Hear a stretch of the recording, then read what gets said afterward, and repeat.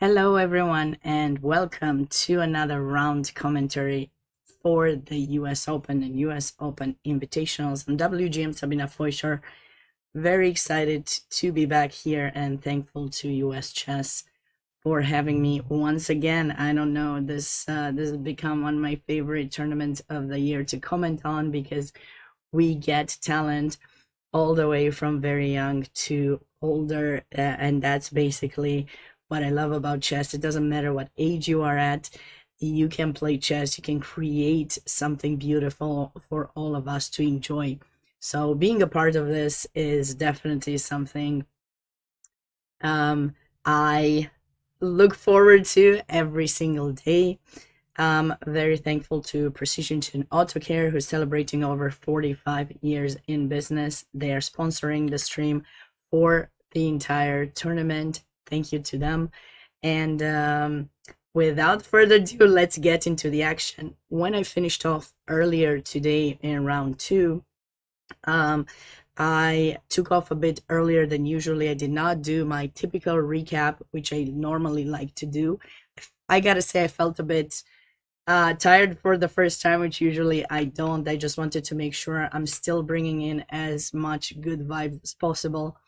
And with my voice improving, I want to make sure I don't overstep on anything. So I want to start the stream tonight by reviewing what happened in round two. Maybe that even will pan out better for many of you who are not here in the morning. You can catch up with some of my favorite moments from the round, and well, we can dive into the next round following through. So the first moment that I was quite interested in was this moment that happened in the game between International Master Stuart Rachels and Julio Morella.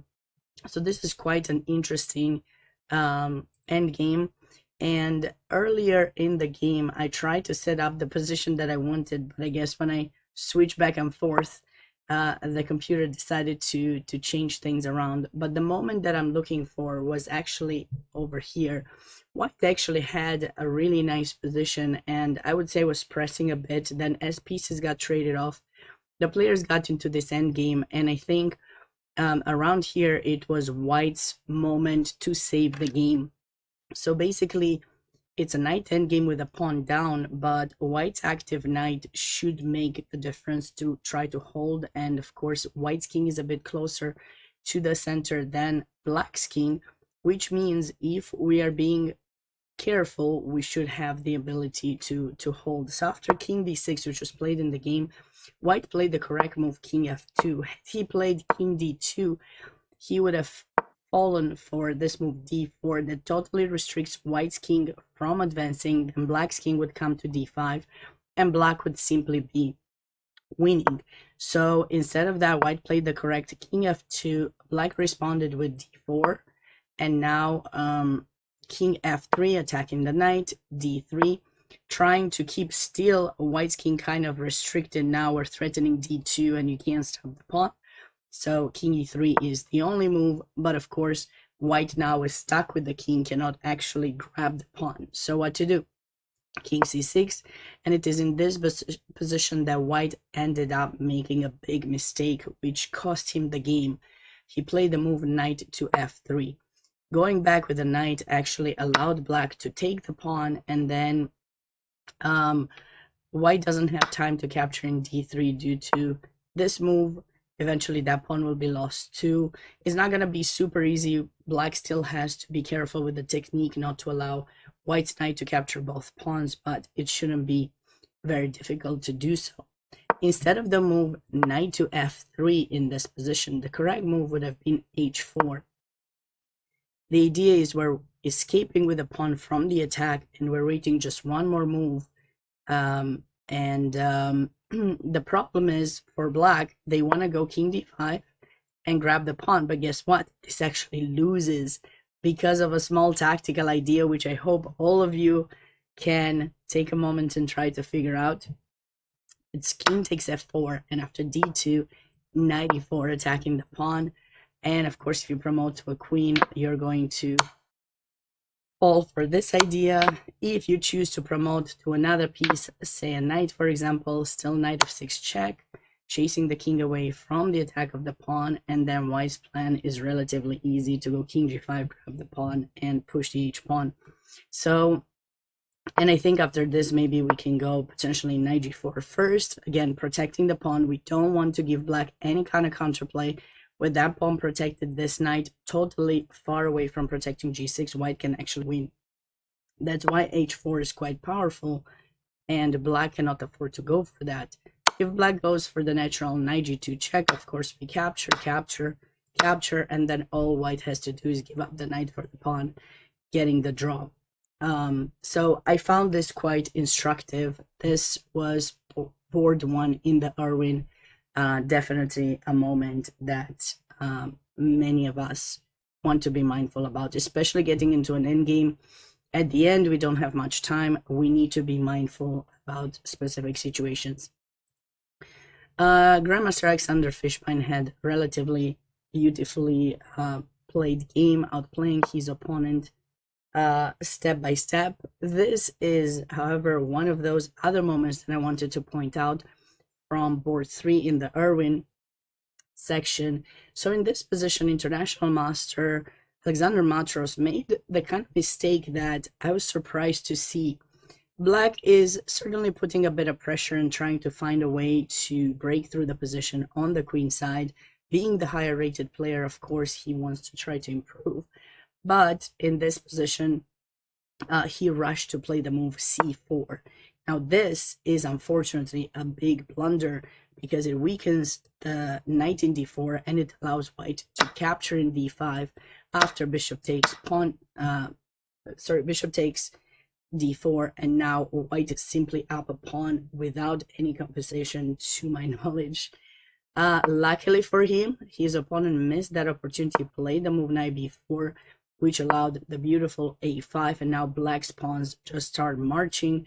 And there was one more moment that I really was thinking could have happened, and I would have liked, that would be b4. Just simply keep pushing those knights away. But bishop c5 was played, which now kind of transposed a bit to b4, knight a4, bishop a7. And here white played this suspicious move, in my opinion, about what to do. It's really difficult. He played the move c3. But now black simply could have played b3. The kind of idea I would love to see, because here, after the move b takes a2, black is threatening promotion, but also capturing the pawn. If you go king c2, no, we don't promote to a queen. We're gonna take first. No, we still don't promote to a queen. We promote actually to a knight to make sure it's checked, not to allow white to capture the knight. Rook takes, bishop takes, and once again, black is up a piece. The game, in the game, b3 was not played. Instead, knight c6 was played, which might have allowed white to survive a bit longer. However, white blundered relatively immediately here, and after bishop takes e3, takes the knights, one of the knights is going to be lost, and black went on to win the game soon after. In the game between International Master Timothy Taylor and Nicholas Anthony, actually, it was one of those games that I was quite surprised by how good things were going for white. Coming out of the Albin counter gambit, the players, the white pieces, Nicholas has played relatively well, getting a very nice position, in my opinion, bishop pair, and better development. I love the way this bishop is placed in b2, keeping the one in f8 not developing. And the next moves were relatively natural. However, in this moment, I was a bit surprised by White's decision to give up the exchange. Now, of course, when you have this kind of position and you notice there are a lot of pieces hanging, you really want to make something out of it. You really want to do your best to really create some beauty. However, white is missing something. White is missing one of their pieces in order for everything to be perfect. And that piece is the rook in h1. So that's the reason why, in my opinion here, white should simply castle. First, there's no need to rush with anything. Of course, the threat for black is knight d3, triple attack. So once we castle, we can go rook d1, stamp knight d3. The pawn in e6 is still there, still going to weak, doesn't go anywhere. The bishop in f8 won't be able to be developed. The g-pawn doesn't push. So I feel that taking things slowly, you know what they say, slowly wins the race, right? Sometimes. So this would have been my my approach to the position for white to give himself some chances.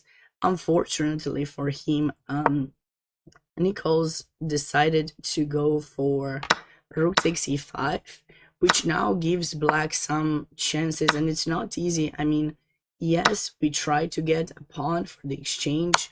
Maybe we get to find a way to grab more, but it was really not enough. I mean, maybe he thought he would have bishop d7 and he didn't. I'm not exactly sure. But looking back at the position, suddenly black has freed his rook, got rid of the bishop that never moved, and without super concrete play, white is eventually going to be outplayed in this position because this rook is still not in play, and eventually that ended up happening. Instead of taking the knight, obviously we might have wanted to move the bishop somewhere, but it's getting more difficult for white, and eventually he got outplayed. Going on to the next tournament, the Denker, which was one of those tournaments that we really want to be on the look for, because some of those teenagers, which are maybe not teenagers anymore, are getting to become some of the top players in the country. I remember a few years back, I would see the name of Liam, and I think I saw some pictures. He was this very young kid, very talented, excited about tactics. At least that's what I remember. And now I see him with a huge rating, definitely determined to win the whole thing.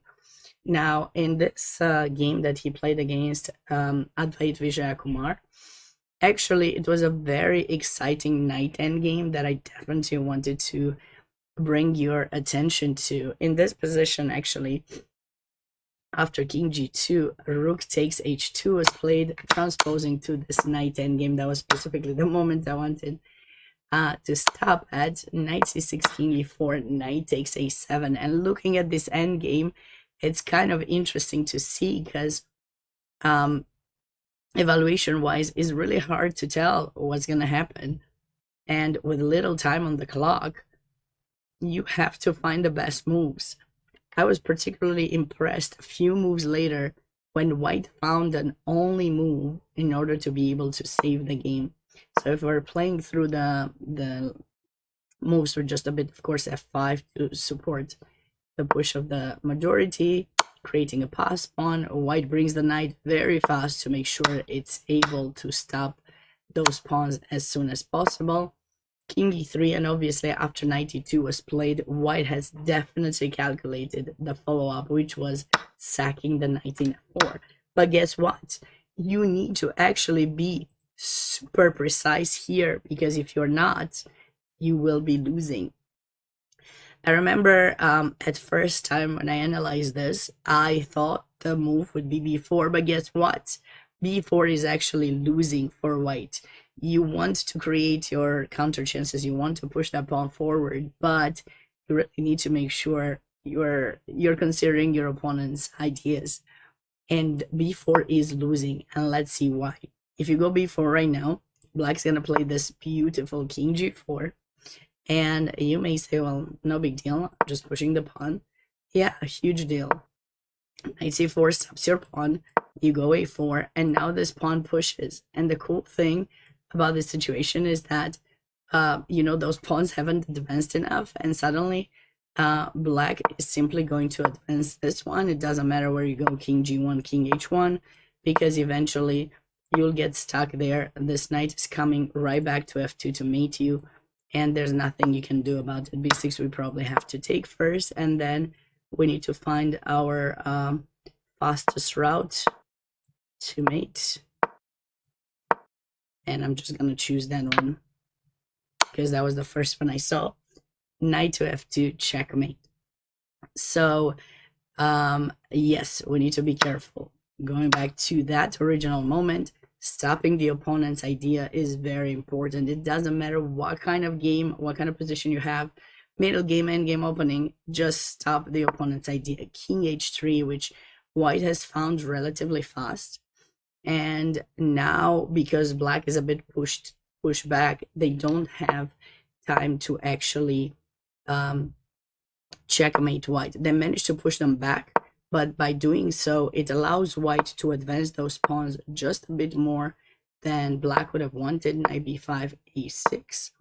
Now we gotta go back. Those pawns have been, you know, stopped for now, but black is able to kind of still advance, and this b5 move, giving the pawn back just to make sure that now king h2. So the idea that I noticed is we gotta put our king on the opposite color than the knight. This might be reminiscent of some other kind of position that you may be familiar with when there's a knight, but here, yes, we go king h2, and black does not have any way of improvement. King h2 again. So now it's on the back rank that we need to be careful where we put the king. King g1 is the correct move. If we go king h1, yes, it does matter, and white loses. King g3, king g1, check. You gotta go king h1, and now it is time for this knight to make its route to f2, and black wins. And the players tried, well, it was Liam that tried quite a bit of time to triangulate, move the knight around, to trick white to go on the wrong square, but Advait has held his game in check. Everything was fine, and the game eventually ended in a draw. Very impressive play by both players. Going on to the next board, actually, board 2 in the Denker. This was an interesting endgame that arose, and I felt it was the kind of position we want to be mindful about. So if we look at the way the endgame was played, we will see in retrospect what the correct way to draw would have been. But playing at the game, I'm not quite sure it's that easy for us to really come up with the correct move here for black. So, or at least the correct idea, because obviously after this last move of white's, which was king c6, white is trying to support the pawn to go to d7 and promote, and use the rook as a shield to cover the checks, and of course promote. And the idea is if you sack the rook for the pawn, then white may be in time to actually stop black's pass pawns, or pawn actually, because it should be just one. So what do you play basically here? Do you take the pawn, or do you play the move rook e6? Because rook e6 are obviously going to take the pawn. In the game, black ended up playing rook e6, but after king c7, he never quite got the chance to get the pass pawn the way he wants to. His idea probably with it was to bring the king to h4, grab the pawn in h3, or go to king h4, h5, g4, create a pass pawn, and then sack the rook for that pawn. But he didn't quite have the time for it, because now white's king is way too close, and after this move, check, the rook will check from h1, and white is simply winning. Now, a rook takes h3 was also a move that I suggested, but guess what? It's not the correct move either, because after d7, rook d5 is going to happen. Black doesn't get a chance to sack the rook for the pawn. So then, what is the correct move? The correct move is actually king to f7. And it's not an easy kind of move to make, considering that this pawn is right there about to promote. It doesn't seem that our king would stop it. Why would we go back? Well, that's the only way that that works. And we're also giving up this pawn, by the way, but it's fine because of the pawn in h7. After rook takes g5, black is able to play this move, king e6, and I think this is the key move, important move for black, that saves the game, because now the king will be able to stop that pawn. There's rook d3, and white's placement of the rook does not allow it to actually save the game. So if you go d7, of course, we just simply check, trade, and grab the pawn, which is a very easy draw. If you attempt to go, like, let's say rook c5 to block things out, we can simply go rook d3 once again and grab the pawn. So king f7 was the important key move there in order to kind of save the game. Now let's look what happens after d7, threatening promotion. Now we simply go king to e7. With this move, once again, we're threatening to check and grab the pawn, and white does not have time for things like this.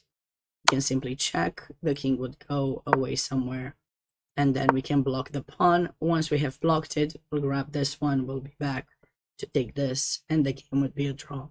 So king f7, the beautiful and only correct way for black to actually save the game, which, you know, unfortunately was missed by Amog, and eventually the game was won by Evan.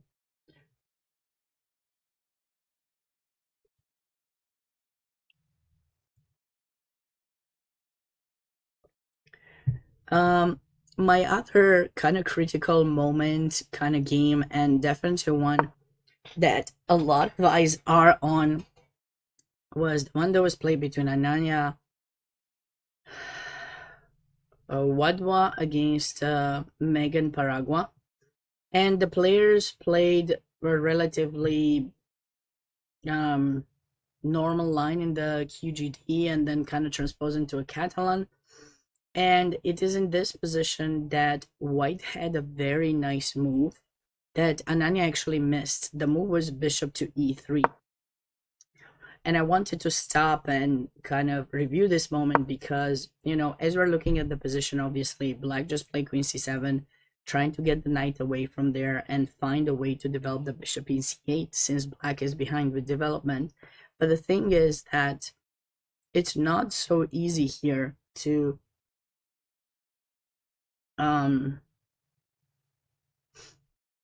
really develop for black.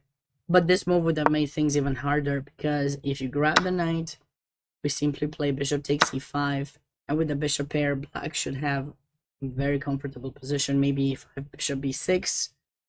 And of course you cannot grab the bishop. If you go back, bishop d6, we can trade, and knight to c4, followed by rooks on central files that are open, c and d. It's a very comfortable position for white, and I missed that opportunity and got into a relatively balanced position. Both players were trading pieces, and it seemed that this game would finish without much fight after. However, if we play through a few moments later, it is Megan that overpressed and tried to win this pawn here in just a moment. After bishop b6, bishop d6, rook d2, she felt that it was necessary to grab the knight, take in e2, and activate the rook. But that was a huge mistake, which could have cost her the game. I think in this position, I was considering maybe rook back to e8 with an attempt to trade one of the rooks, bring the king towards the center, and I think that's basically what black should try to strive for in the position. But after this, check out what happened. Yeah, the bishop pair, I did mention that, Michael. Welcome, and yes. Rook takes d5. Rook c7, a very strong move by white. And now rook d7, putting some pressure on the 7th rank. White got the pawn back. The pawn in a5 is safe, and it is black's pawn in a6 that's the issue now.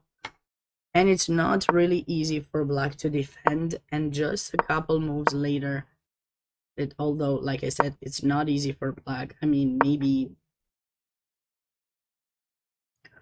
playing some rook e8, rook e7 could be needed. It was very difficult for me to find something, but it is here that Megan played the move king h7, and that is a big blunder because it places her king on this pin. Besides the fact that g7 is weak, this pawn now is a target, and we had a discovery. So had Ananya played the move bishop d4, I think things could have gone definitely in her favor, because now the bishop is hanging, f6 is hanging, there's also rook d7 coming in, and it's not easy. White missed the opportunity and played rook d7, which allowed a bit of a defense. Now bishop d4, and here white played the move rook to d5. It's hard to say what is the best move, maybe, because I'm not sure how easy it is to make this decision, to trade the a pawn for the f pawn, but this could have still maintained some kind of pressure for white. Thinking maybe rook e7, bring the bishop back, try to bring the rook to attack this. But okay, I think this is a bit more difficult to win for white than the other one would have been. So after a few more moves here, Megan was able to actually get the small tactic after rook a7, immediately took in d4 and got into this rook endgame, which ended up being a draw. Even if black doesn't get the chance to place the pawns the usual way, there's no real way for white to improve, and the players agreed on a draw soon after. Another game that I was kind of impressed with a bit, like I like the tactical ideas behind, was this one between Rebecca Cortez and Sabrina Hoya. And it was around this moment in this close Sicilian that white played f5, and it seemed that things were gonna start being spicy. Black responded with g takes f5, which seemed fine, and now white didn't recapture, which would have been the normal potential approach. White ended up playing this move knight g5, which may have allowed the move knight g6. A nice defense for black, getting the knight to go away. What you will find funny or interesting in this position is the king in f8. It was the round where people actually moved their kings much more than they castled, relatively. But it was just a surprise to me to see that move being played instead of, castle. But you see, with the king in f8 instead of the rook, obviously f7 is an issue. And here black erred quite badly by pushing d5. This allowed for a beautiful tactical idea that came right after e takes f5, h6. White is definitely in position to create a sacrifice, and Rebecca found it very beautifully. Knight takes e6, pawn takes, and now f6. Not take the pawn, do not take it. There's no much follow-up after the king moves, but if you play f6 here, you're trapping the bishop, you'll get your piece back, and eventually things would go in white's favor. This was slightly better in the game. White actually played knight g4. It's not really a blunder, but it does give away a bit of the advantage. So but eventually Rebecca did win. I really love the knight takes e6, so I had to make sure I showed that for you guys. Another tactical idea that I was actually surprised by that did not happen was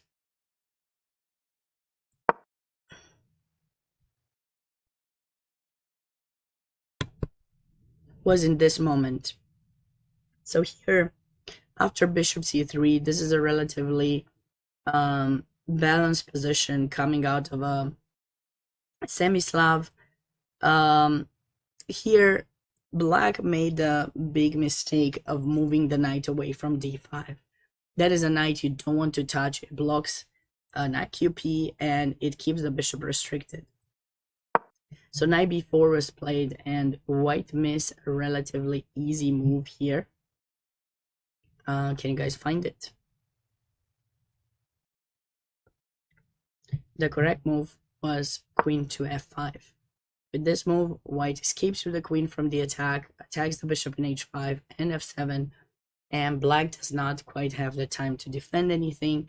And let's not forget, because of this pin, bishop g6 will not be an option after capture. Bishop g6, queen takes g6, of course. So that bishop is trapped.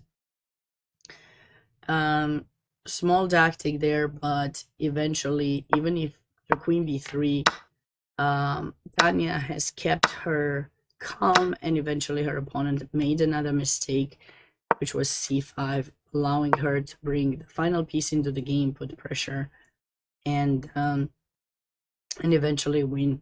But that is a small, not even tactic, small miss that you don't want to have.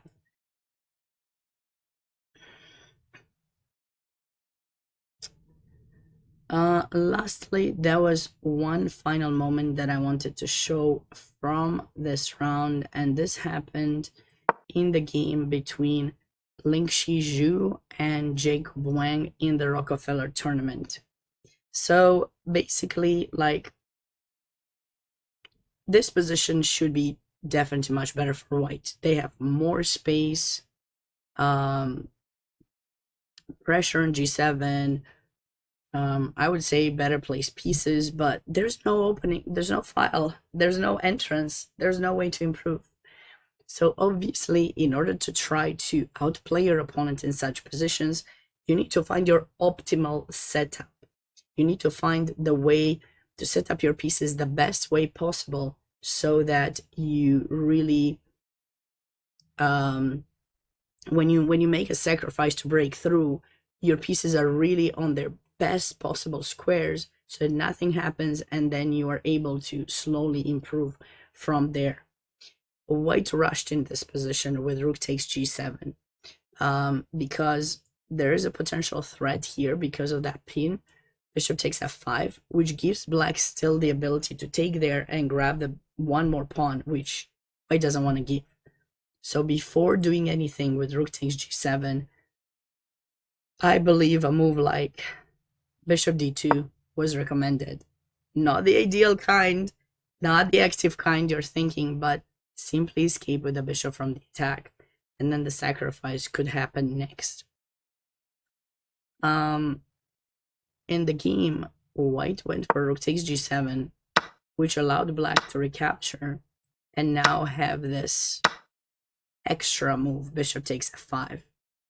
Obviously, found by Jacob, takes, and white is still relatively active and has that super powerful pawn in f6, but it's not the end of the world, unless it is, unless you mess up. This is a tough position. This is really a tough position where you need to understand exactly what is white's threat, and you need to understand what your problem is and how you're going to stop it. This is the kind of position that a lot of us are struggling with, because we just don't know what is it that we're going to do. But basically here, white simply wants to move the rook away, maybe g7, h7, and then push the trade of the rook, promote. Easy. Or rook h7, take the pawn, go, 2 pass pawns. So in order for black to save himself, he needs to create activity. He does not have any kind of activity at the moment, right? I mean, look at the pieces, look at the rooks. This is the only active rook, but one rook alone is not going to change anything. So you need to create activity. Besides, we're dealing with rook versus bishop. When you're dealing with rook versus bishop, what's going on is that in order to show superiority of the rook versus the bishop, you need your rook to be active. If you're going to keep it back, the back rank, nothing's going to help you. So the correct move for black to save the game would have been either check first or rook e8, but check first, make white's king go away somewhere and then bring the other rook into the game. It was very important. This does not allow rook e7 either, and no matter where white moves the rook, black is going to be able to activate his rook h2, the attempt to do that. If you go b4, because you have to, it's mate, then we're checking you again, you go back somewhere, and then of course the rook will go back, or actually, sorry, not there, we'll go back here. I guess I didn't analyze this through fully. Maybe we check first. Still not. Oops. Oopsie daisy, I needed to find one more move and I missed it. Ouch. What is the move here?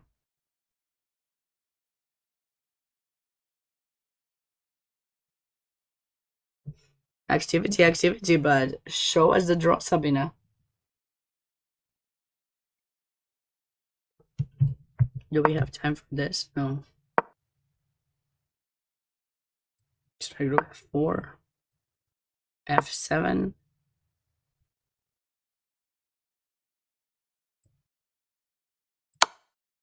Check.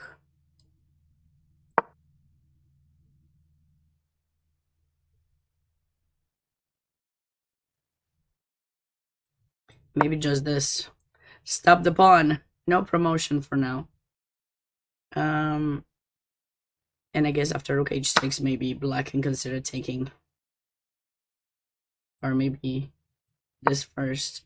No, this allows rook. So maybe just takes. That doesn't save it.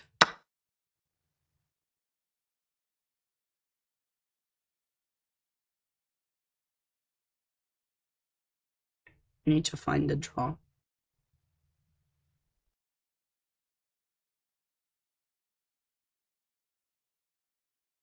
I wonder if there's some kind of perpetual here, but probably not. Check.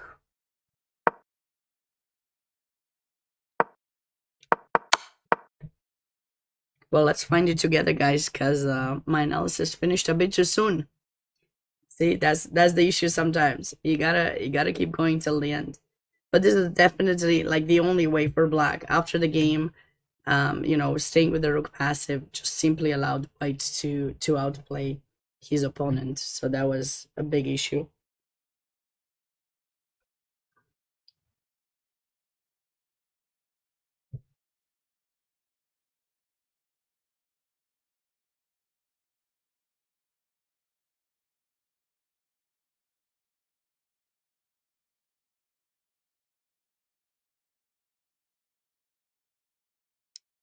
How can we create our counterplay?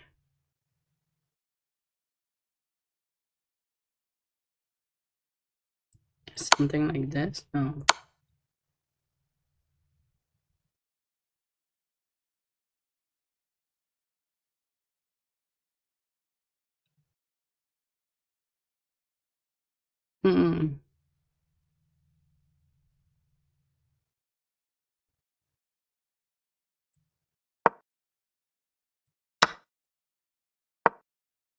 Something like this, maybe? Or simply king a7. And then... Oh, I see. Check this out. If you're not careful, maybe black can go here, and to meet you. Yeah. Something like that. And that would have been the relatively somewhat drawing mechanism for black to save the game. I mean, it's not easy, obviously. We analyze this. We have the bar. I don't have the engine, but I have the bar. And obviously I'm guided by it, so I don't make too many blunders. Or if I do, I immediately take it back, thankfully. But obviously that would not happen when you're playing. But you have to choose. I mean, between staying passive and kind of waiting for the opponent to outplay you and activating pieces, you should choose the activity, in my opinion. The game continued like this, so black did give a couple of checks, but now that the king came to e2, White defended all of his pawns, and now he's simply finding its way to support F pawn to promotion. And there's nothing that black can do at this point. Bishop e6, king d6 to protect e5, but now the king is just advancing, and black is not in time with his e-pawn. Look at that. Reflection, promotion, and white won. So this was my recap for round 2 of the Invitationals. I certainly hope you enjoyed it. It was a bit longer than I wanted, but those were the kind of moments that we want to be on the look for, and certainly hope you enjoy it. And now, for those of you who are here, probably are very excited to get into the next round, so let's do so.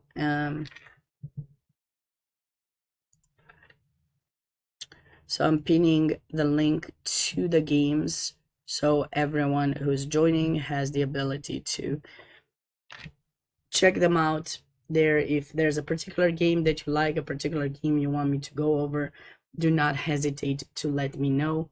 And as we're getting into that, I feel like we should be looking a bit at the standings first.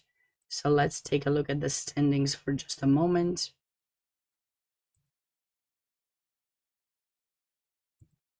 So in the Irwin, we have 6 players with 2 out of 2. We have International Master Rachel Stewart, Grandmaster Alexander Fishbein, International Masters Alexander Matros and Timothy Taylor, and Kosokin Valery and Leonid Gavrish. All of these players are with 2 points, quite a number of players with 1.5. Going into the Denker, we have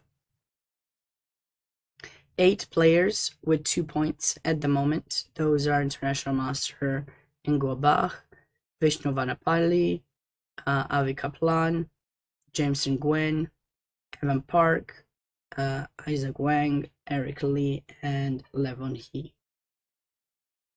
It's gonna be quite a tough fight for the top places for sure. And of course, like the top player, International Master Liam Putnam, has drawn his previous round, but we'll see. Maybe he'll be able to be back in contention for top place. 4 players in the Barber, Harshin Jaji Rapu, Wesley Liu, Bobby Kian, and Marcus Schenk. In the Haring, top player Megan Paragua has drawn her game, so we have 9 players with 2 points. This is definitely going to be a tough fight for the top place. And in the Rockefeller, we have a little bit more players, 12 players with 2 points.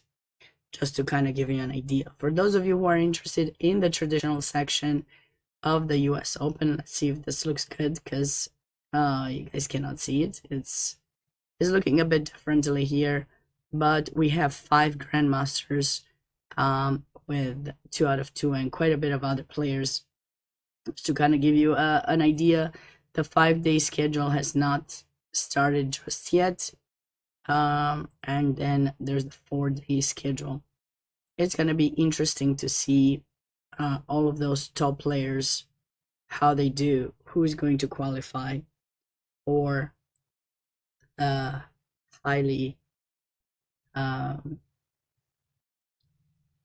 important, I would say, spot for the US Championship later this year. But let's get into our games right now. And we'll start with the Irwin. If there's a particular game you'd like me to go over, please do not hesitate to let me know. I would gladly want to look at it. But if not, I'm just taking it game by game from the Irwin, Denker, Barber, Haring, and Rockefeller. So let's see. This game looks like we had Scandinavian. This is typically the kind of play that I see more often, specifically when I play online. Black is attempting this long castle idea. Might not be the best here, seems like, after the bishop was given away in f3, but this is usually what black attempts to do. Queen b3, very nice, taking advantage of this pawn, and now castle.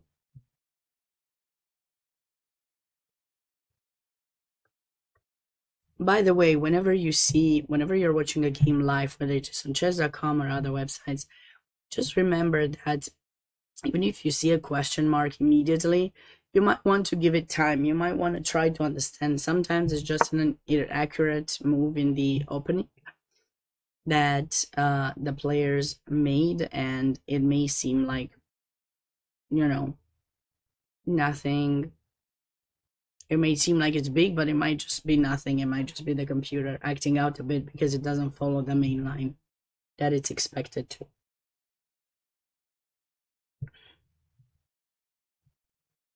So when we're dealing with opposite side castling, each side is going to try to find a way to put pressure on the opponent's king. While black is attempting g5, h5, g4 to open up a file, white is going to go with maybe some a-pawn push, potentially. The queen in b3 is not really helping the matters, or maybe white simply wants to go queen a4 and grab this knight in c6, or queen a4, knight a5, queen b5, knight a5. Definitely quite a lot of ideas. We also have queen b5, knight e5. Trading the knight to knight e5 immediately, actually, even better.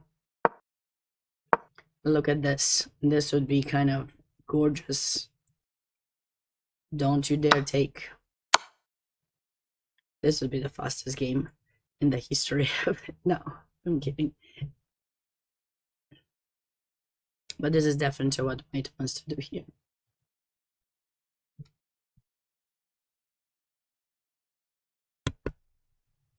All right.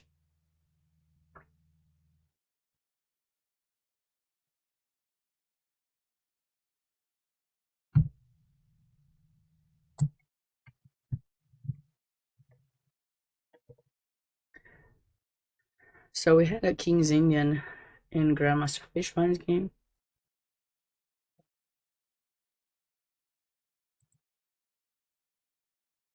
This is still theory.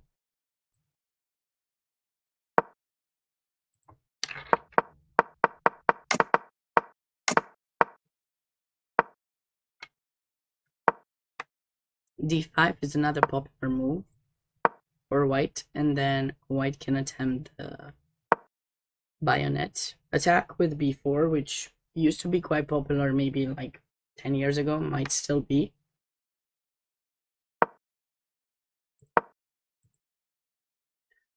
So white would immediately start attacking the queen side. In this case, white holds on to the position, holds on to the pawn in the center, and doesn't give black a concrete plan just yet, because black wants the center to be closed so that they play f5. But in this situation, that's not going to happen.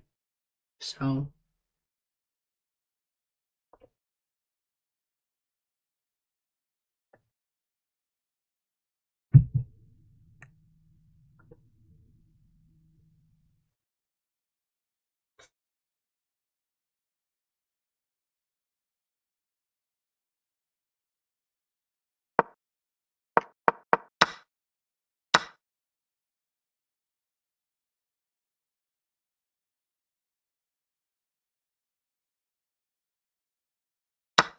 this is what I'm anticipating as a continuation here.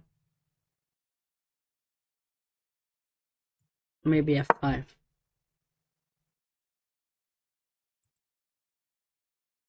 Wow. What is this?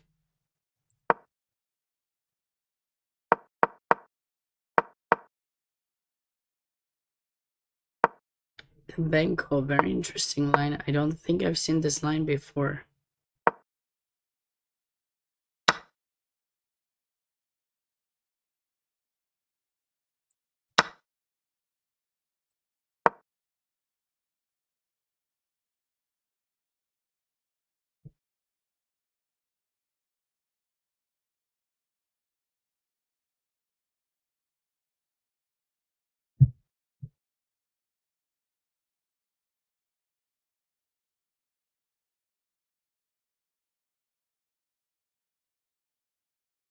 I don't know if this is good because I think we can go here.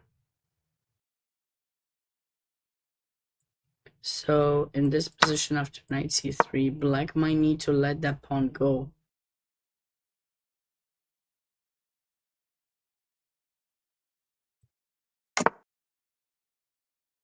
And white probably should not take it because white is behind with development. I'm not liking.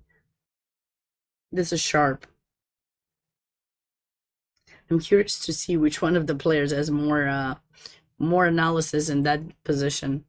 Well, we'll be back to this game because that's certainly interesting. I just want to do a quick recap as what's going on. Okay, so here we had just an English, typical English.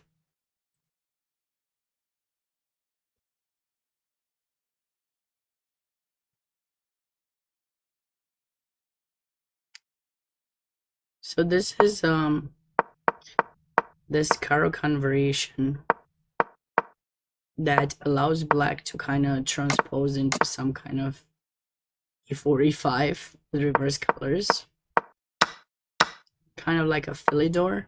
And we have this pawn structure, which is always interesting to me because it's relatively symmetrical, but it does matter who gets the chance to push the pawns more on the queen side. Sometimes white gets the pawns like that, sometimes black gets them. Whoever gets the pawns to advance more will eventually get the d file and activate, and that's a bit unpleasant, so that's something to keep in mind.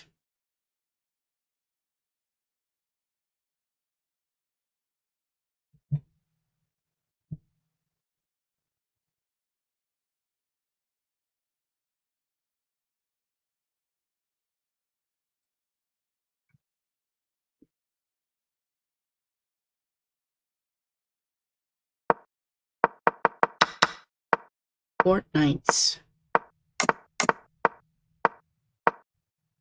d5, typical, takes. Okay, so far so good. I got no complaints.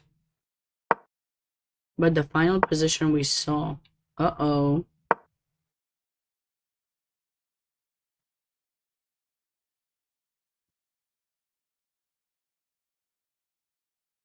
It seemed that white was doing better in that position.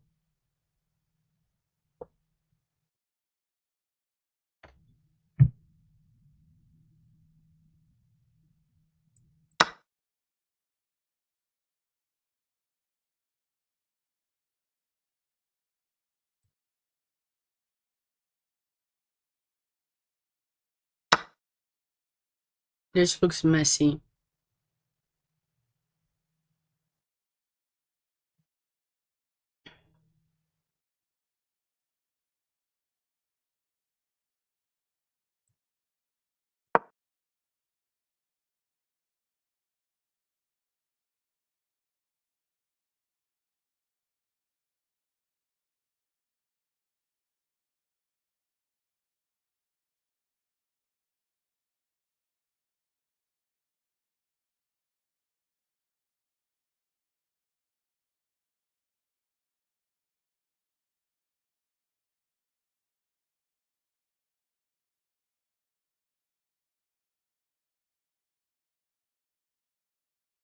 Why is king h8 such a mistake?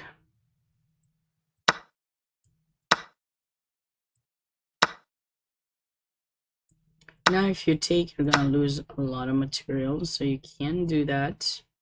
So black took the bishop. And now let's find a good move for white.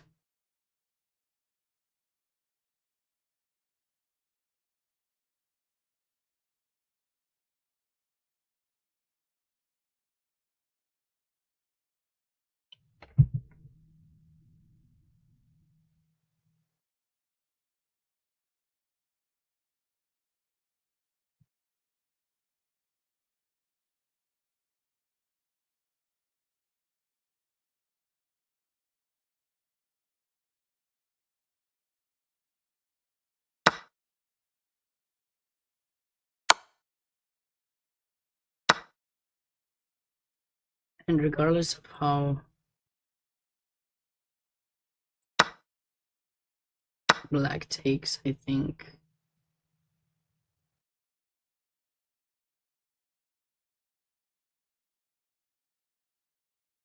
Black's pawn structure is so bad. It's very, very bad.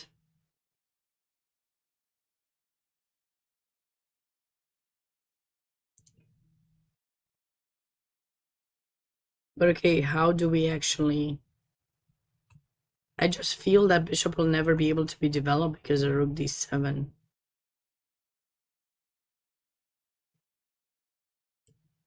But if we do this, maybe he has the time to develop it.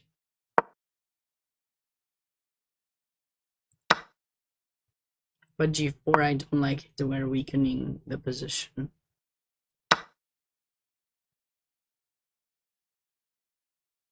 Hi, Minkel. Yes, I will be covering the entire tournament. The entire US Open, mostly focusing on invitationals while they're being played, so daily, morning, and evening. And then I'll be covering the last 3 rounds of the US Open. Maybe, like, occasionally, if you guys see any interesting game in the US Open, feel free to let me know. I'll gladly take a look at it. But my main focus are the invitationals for now. So that's what we're looking at for the moment. Great to have you here. Thanks for joining.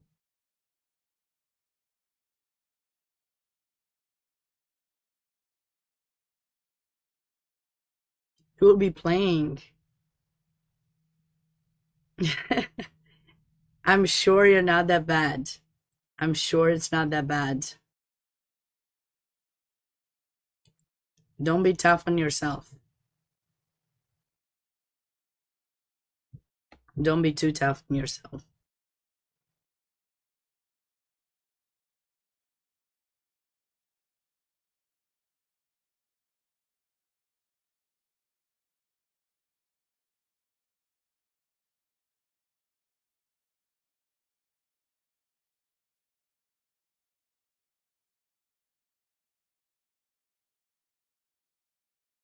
Just try your best. Just a little chess humor. I see. Try your best. Focus on the tactics.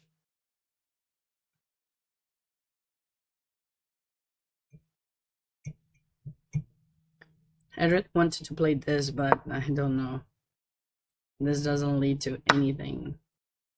Like, nothing.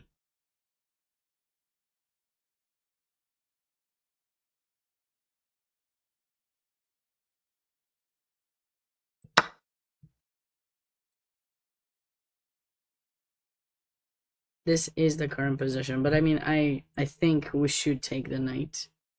The bishop, sorry. We should take the... Oops, sorry. You know what? Maybe king takes. But nah, this is not gonna do much. Rook takes seems more natural.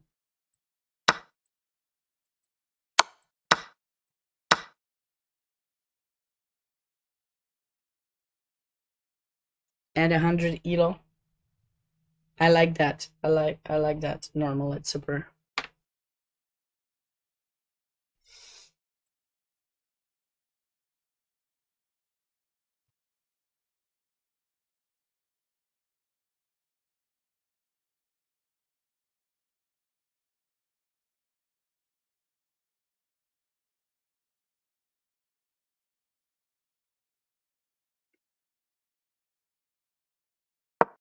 Does this help? Oh yeah. There we go. Finally found it. This looks dominating. The kind of position you don't want to get. International Master Evan Park in some kind of trouble, I'd say here.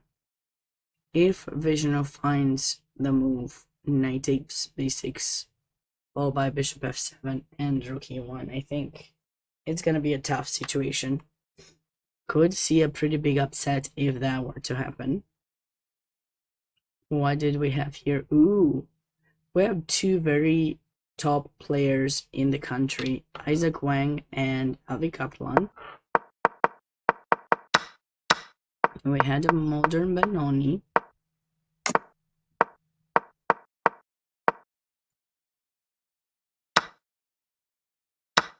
this is a new line.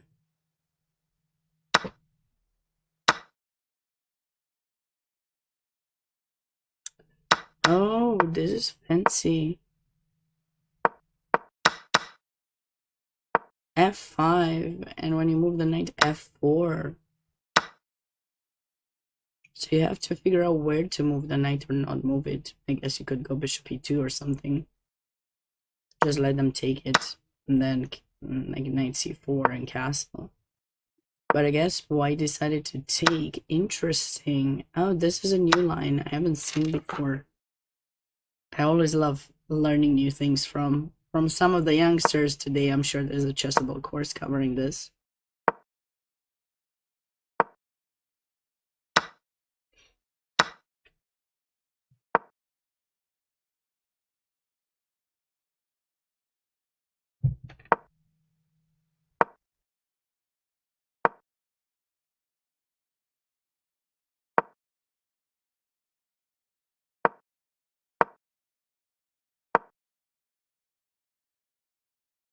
This is a messy position. Obviously, I'm liking white a bit more than I'm liking black. But white's king is in the center, so the material imbalance is going to be interesting now. Exchange down, but how do you make sure your king stays safe? Obviously after rook takes. Maybe we'll see another game with king f1. Sorry, I had to make that joke. There are quite a lot of games with king f8 earlier this morning, so you know.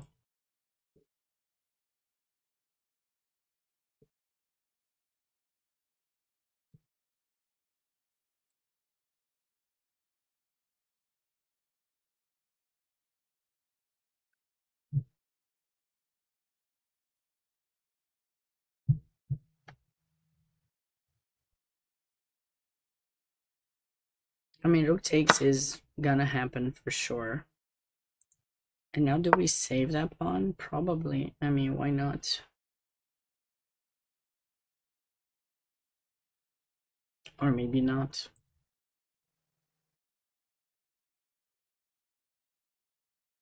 Is there some other in-between move that black could be thinking? I mean, it's 2 moves delay, so we don't know who is thinking where.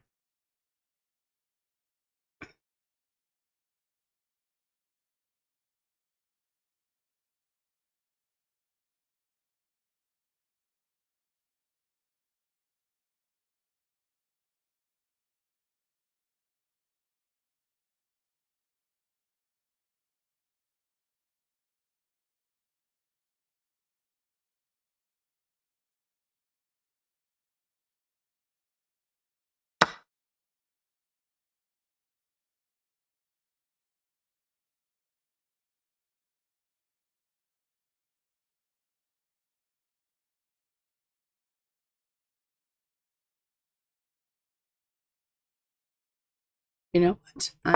I'm thinking about this move. This looks kind of scary, but just opening up the bishop.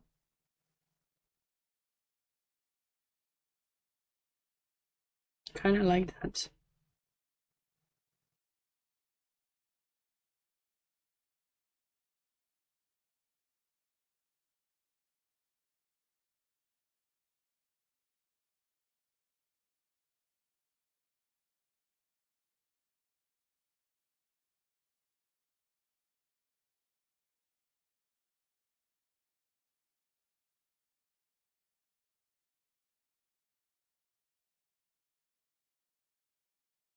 Alright, we'll be back to this game. This is just a normal position out of a Pirk. Nothing much happening yet. One of those Sicilians. Did white play d4 a bit too soon? Because usually they castle first, I think.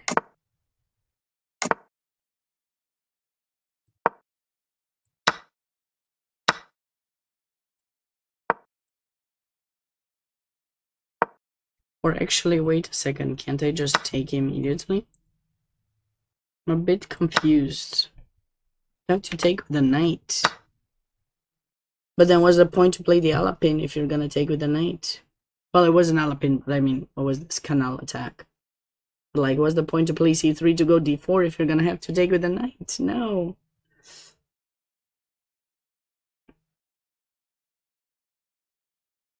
Alright, I think a little bit of a mistake for white here by pushing d4 a bit too soon. You always have to be careful for potential pins, you know? In the center, Liam is back into the game with the real pets. Still early in the opening to tell.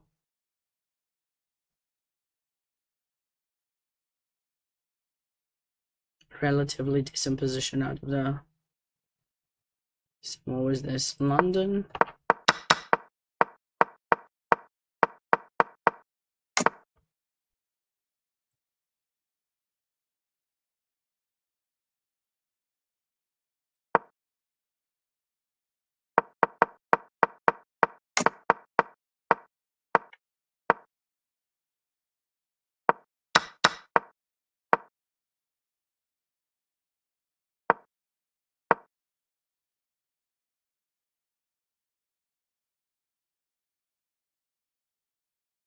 Usually people go back bishop g6 in this position, but it seems that black played bishop c2, which doesn't really help because actually white wants to play b4, so the bishop here might be just a target for white later. And black, the problem is black is lacking a move now, because usually they wanted to have a6 and the rook moved.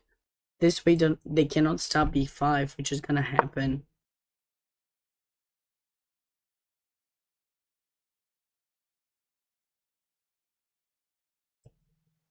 Could white have played b5 directly? No, right? No.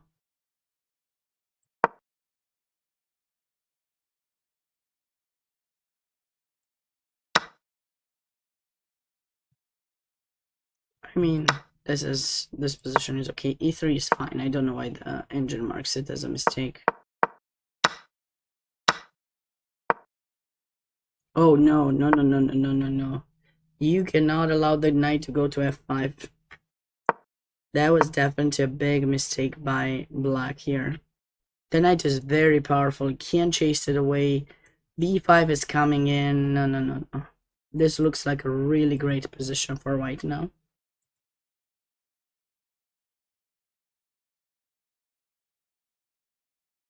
What was this?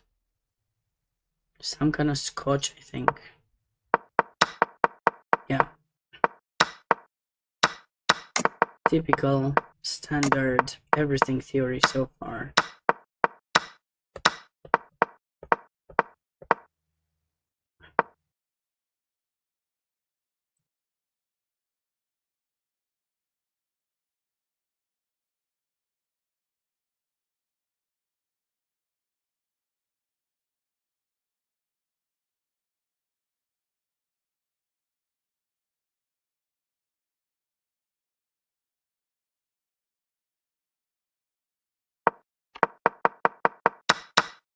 Alright, so QGA here.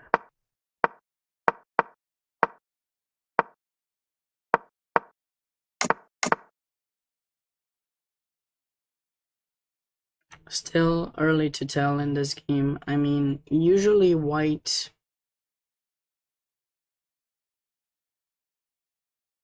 wants to get rid of this knight to attempt some pawn pushes in the center, but white can also attempt the minority attack. It's just a matter of preference at this point for white. H3 G4 could be something if you want to be more aggressive. I wouldn't go for it just yet.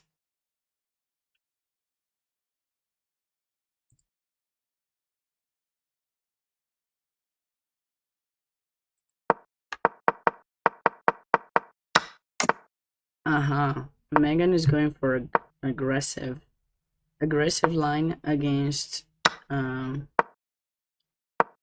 in the real Lopez, knight f5. Nice in between move. So you have to go bishop f8 because you know you can't take. This will lead to disasters. So bishop f8 and now queen g4. Takes g7, protects this. Now let's see after the capture, is white going to go bishop g5 or knight g7? Because I feel like knight g7 is a bit unpleasant. Bishop g5 or bishop h6? Maybe bishop g5 first. White is down a piece, but black's king is in the center. Maybe we can go bishop h6 first.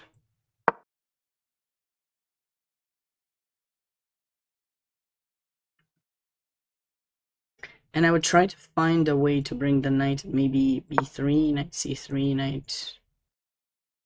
or knight d2, knight d4, knight f6. It's getting scary. You gotta find only moves to defend. I would want to play this kind of position with white if I could, I think.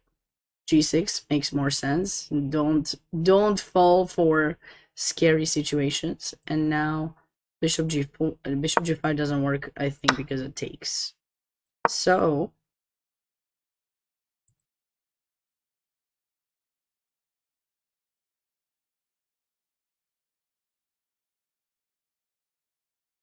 should we go knight h6? We want bishop b3, put additional pressure. White's got the initiative. We'll see if black will be able to hold on to it.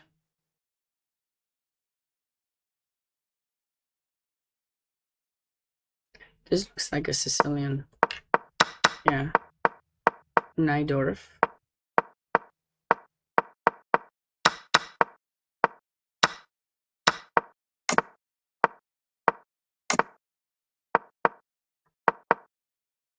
I guess c4 is not the idea, but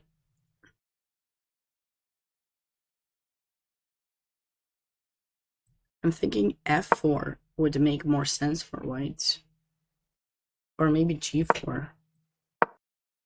Just trying to break open the position a bit so that white can create some attacks, because we have opposite side castling and there's always a matter of who gets to the other king first.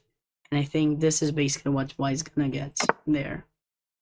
White's gonna get to black's king first. Or not. Well, remains to be seen. Right now it's pretty balanced. If the bishops get traded, the queens could get traded, black will be more than okay in the position.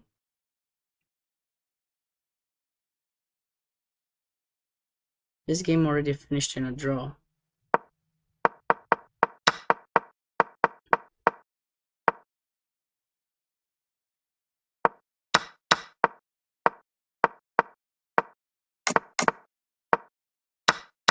Relatively decent moves by both players. I guess not. Bishop takes e3 though.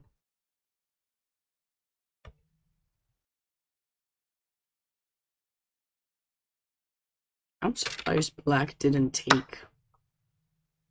Like, why give up the bishop pair? Just wait for them to take in d7. Give up the strong knight before you take.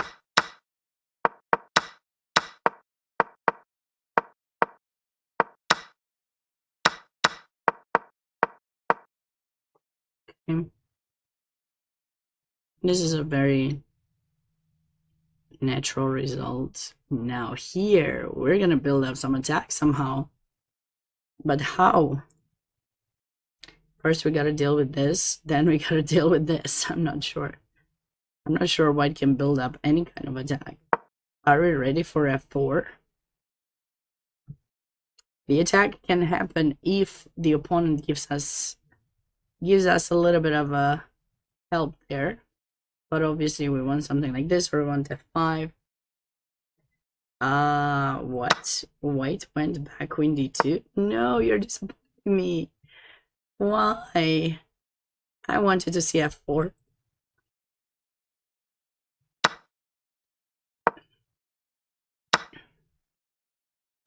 That wouldn't work, right?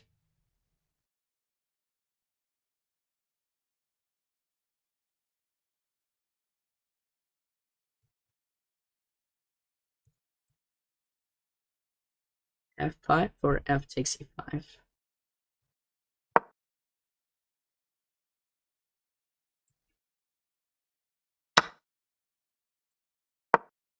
This looks nice.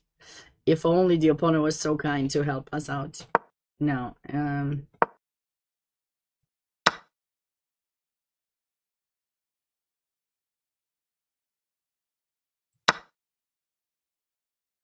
let's just go. You just take everything.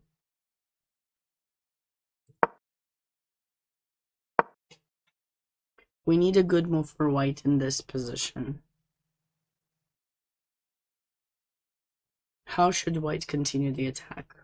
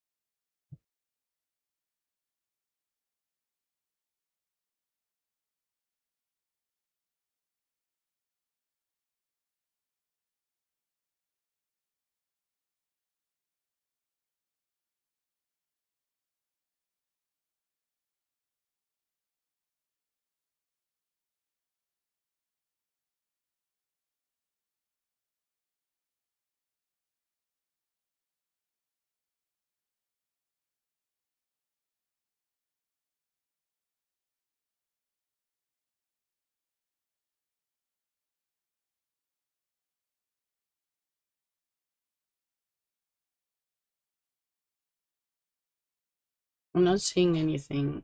It says +2 though.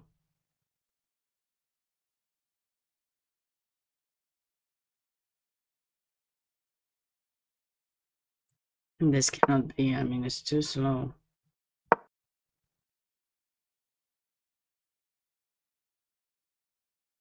Could be rook f2.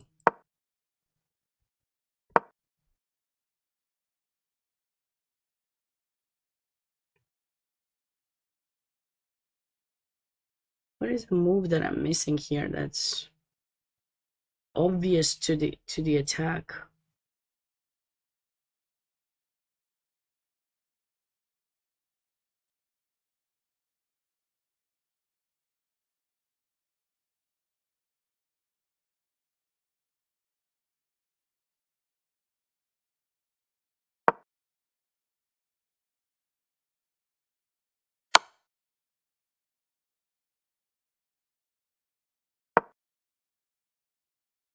Or maybe even rook f2.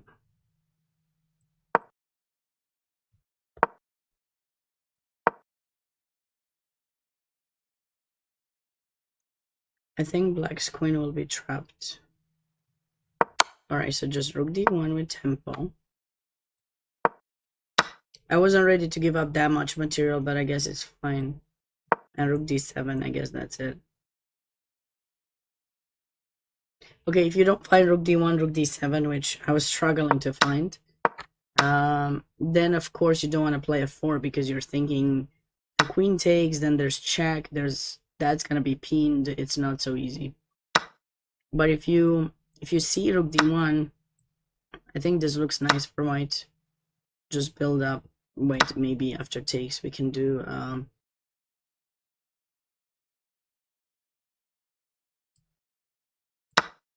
queen takes just to keep the knight attacked. Can't take just yet. But I understand white's perspective a bit too. You don't want to trade a double pawn, but also how are you gonna, I don't know, queen d2, maybe he just wants to go h5, h4, h5, g3, king g2, something, protect this pawn. Just take it slowly and then just kind of attack through there and leave the pawn in e5 to attack later. It seems a bit slow. Black looks cruising through victory here.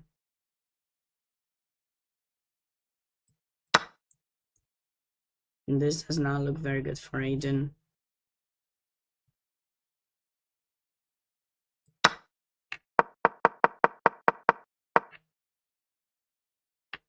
A good old knight or bishop f2 is not the move. I think we've seen g4 stuff before. Yeah, it's hard to play. I think in the Night Dwarf, if you're not gonna go for the long side castling, it's a tough position to deal with, I think. And I'm certainly liking Black's chances. The king in e8 is safe. Knight takes knight g5, as I said, the queen can come into play. Maybe the king with these two pieces like that, we can consider ideas with d5, e4 at some point. So white has to be super cautious. And lastly, we have Ted Wang's game against Liam Liu, which was a Caro-Kann. Some pawn sack. And white is going to attempt to take advantage of black's king in the center. Interesting overview. I mean, definitely we have some exciting games. I will be sure to cover each and every one of them. I hope you enjoyed my review at the beginning of the stream. Let me know to know for the future rounds if I should do that first. That way everyone gets, an overview as to what happened. But as right now, I'm gonna take a short break. Hey everyone, yes, I am back, and Reggie joined me. Here she is. Hi everyone, welcome back to round 3 of the US Invitationals. This is WGM Sabina Foisor with the Queen Regina, ready to take on the world, or well, these games. How is everyone doing?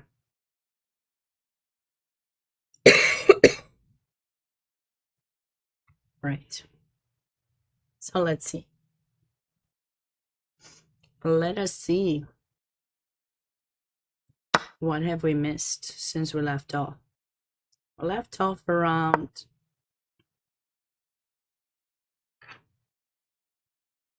here. So knight e5 was an idea, and black decided to stop it with bishop d6. And now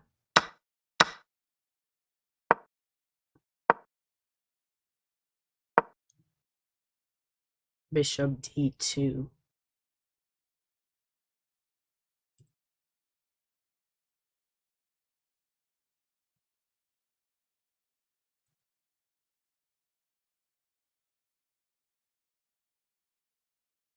How are you, Just Wizard? By the way, hi.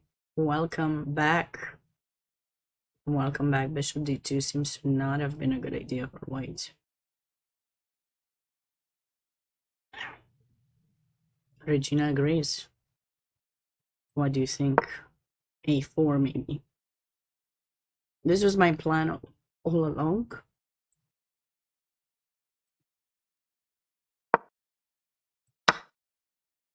Wow, white was very aggressive.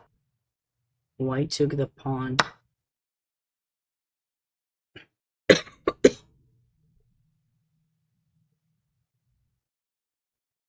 But there's no real threat here, I think.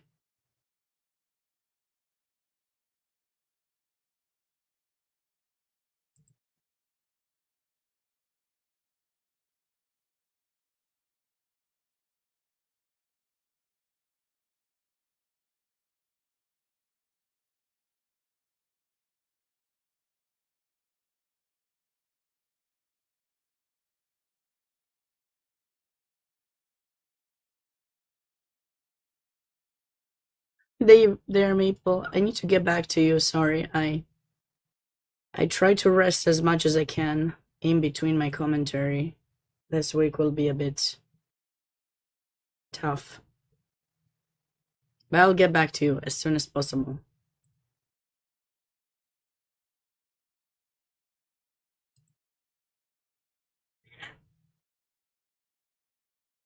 What's up, Reggie? You're not happy with this position? I'm not happy with bishop f3. There's no concrete threat. I mean, I don't know if we're worried about rook d2. Should we go rook d1? Just trade first. Queen g5, we're not worried because we can always go back bishop f3 then, I guess. And you won't be able to take, obviously, for obvious reasons. And white just brings the final piece into the game. Bishop f3 might have been just a bit too soon. but I don't know if there's some tactic that black can do now.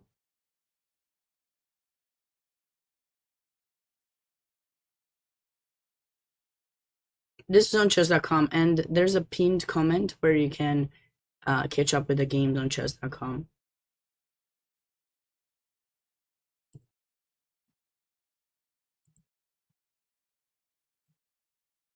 But I mean, they're playing live, like in person. They're playing in person. It's just the games are broadcasted on a DGT board.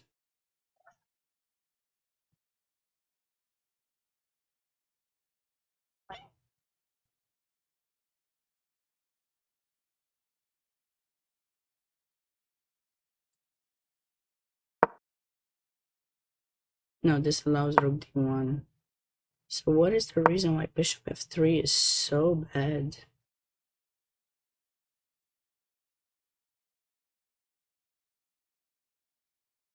Could it be rook d3? No. Really?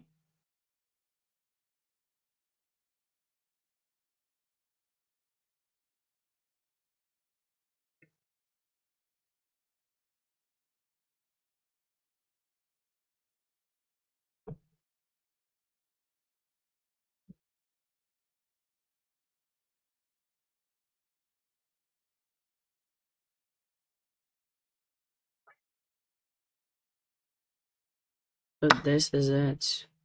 So black's now worried about the doubling of their pawns, but with the rook here, we're putting pressure in in h3 and preparing f3.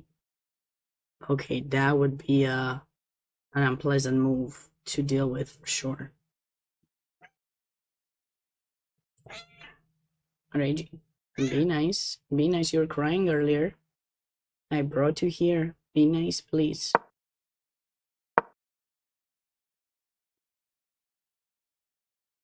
Why not bishop h5?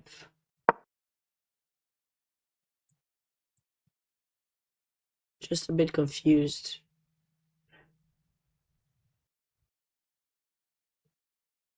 She is Regina is here indeed. She was brought as per requests.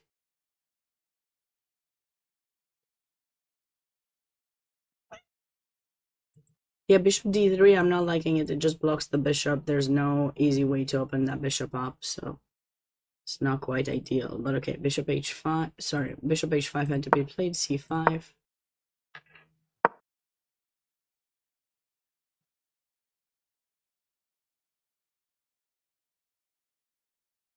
Sorry. Sorry about that. Sorry about that. I mean, I don't have stuff to live with. I need to take short breaks, you know. Make sure I get enough extra tea made and, you know, feed this girl who's always complaining these days. It's because I was traveling a lot, so she hasn't quite seen me much. So this is her happy moment, I think. It's like, yes, human, I don't care, you have to work. Make sure you have time for me too. Okay, white is still better, but I don't like the bishop in d3. It just kind of got locked in there. We should probably go rook e1. Trying to get the rook into e6. Regi. Regi.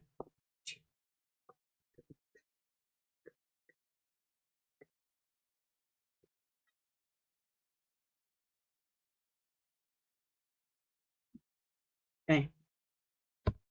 That was it. That was all you got of her.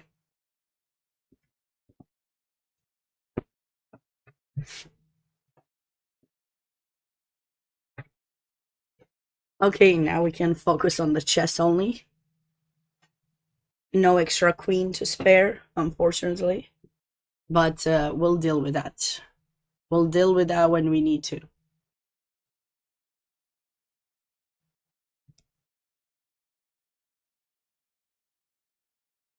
I like rook e1, I think, for white. Actually, I'm thinking of this idea.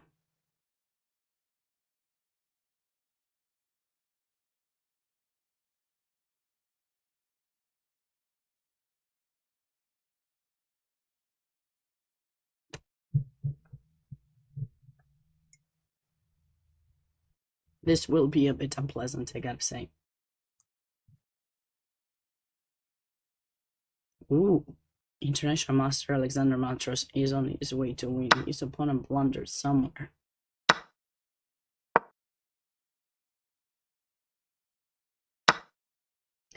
Oh, wow. Check out this.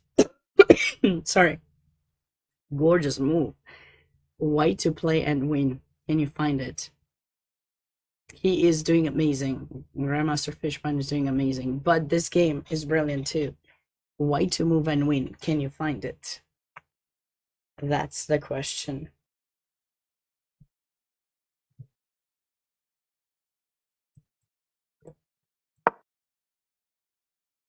Look at this beauty. Interference, but also when you take check. Bishop, big blunder by black there. I guess bishop takes e7 had to be played, and maybe black can consider log castling in this case. But okay, I guess he just blundered the piece, and now white is on his way to win. Very nice by International Master Alexander Matros.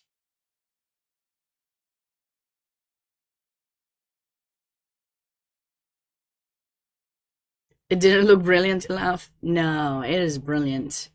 It is definitely brilliant. It's the brilliancy. I guess the Chosakam didn't consider brilliancy, just a good move. Good enough to win a piece. This looks quite equal. This might be another upset for Grandmaster Melikacyan. Not much has changed since we left off. Though both players have gotten this setup, which sometimes can be quite helpful, actually, I'd say, for both of them, for the purpose of potentially trading things later in the game, and this pawn structure is quite good. I see the chess wizard. Fine. Oh, Vishnu did not go for what?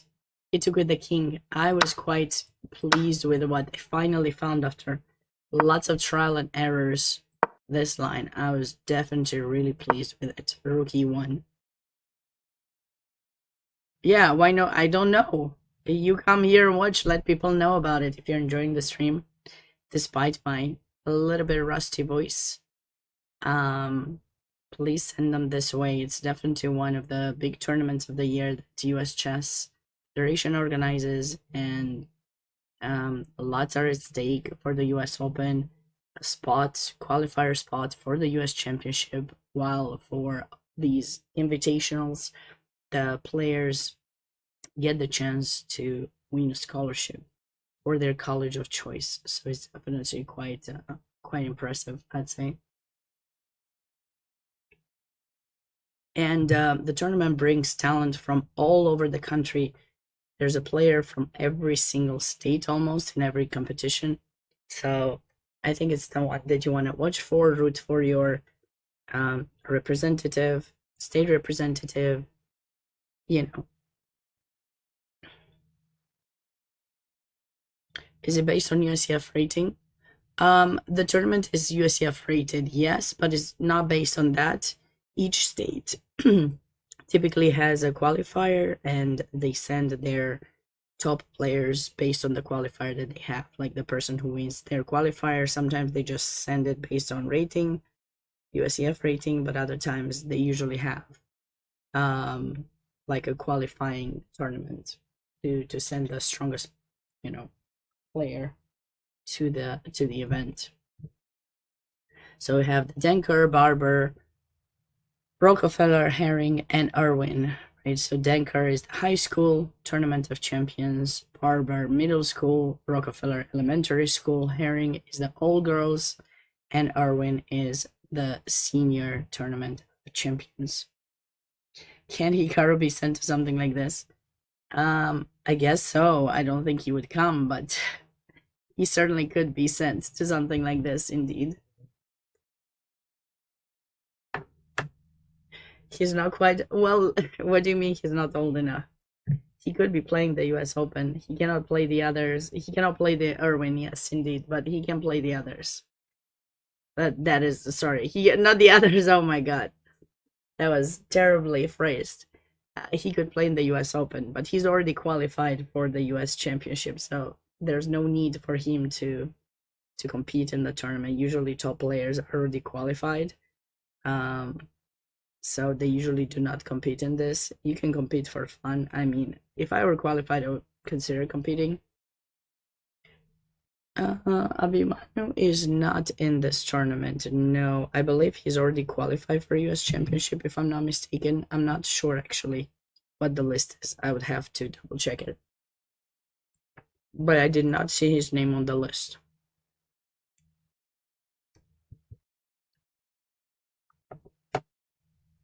So from New Jersey in the Denker, we have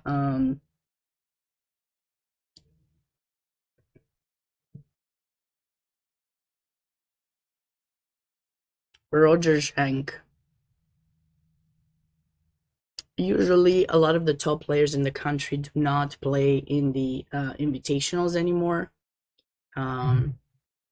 Sometimes, depending on our level, we choose tournaments in order to try to continue improving and getting, to the next level. So if we have somehow outclassed, let's say, from a rating standpoint, at least on paper, a specific tournament, a lot of players choose not to compete in them in general. But yeah.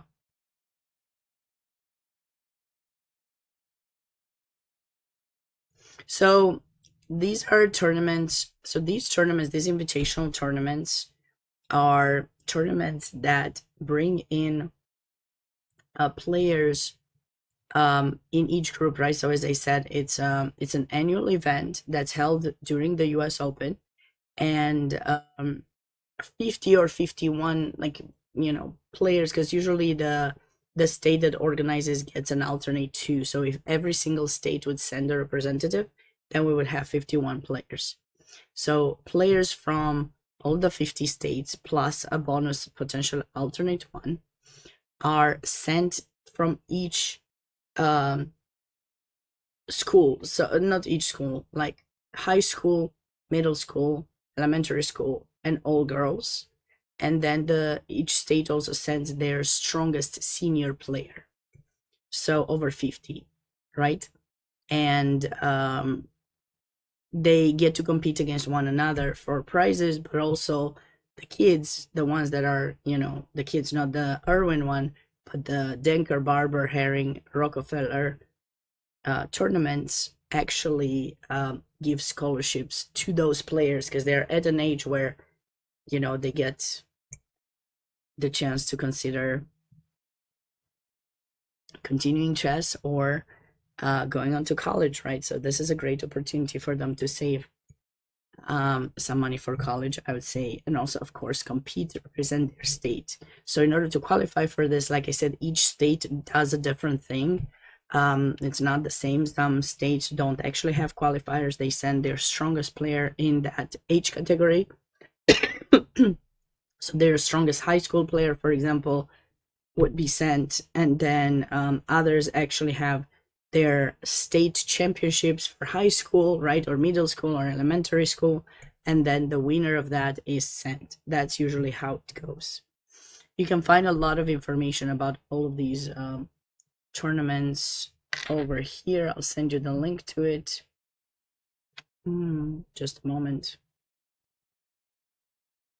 I thought I create a command, but I don't remember exactly which one it is. So just for safety reasons, I'm just gonna put the link, and I'll make sure I create one in a bit.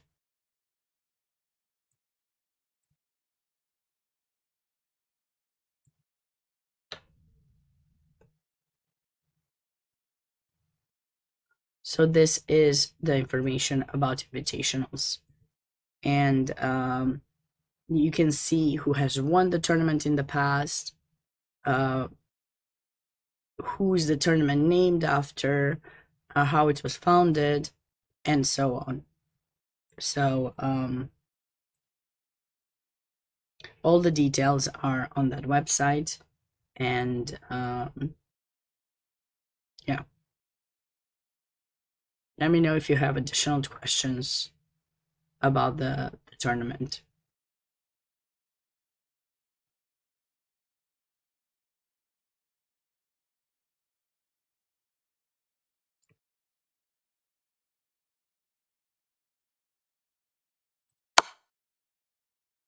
So that was not played.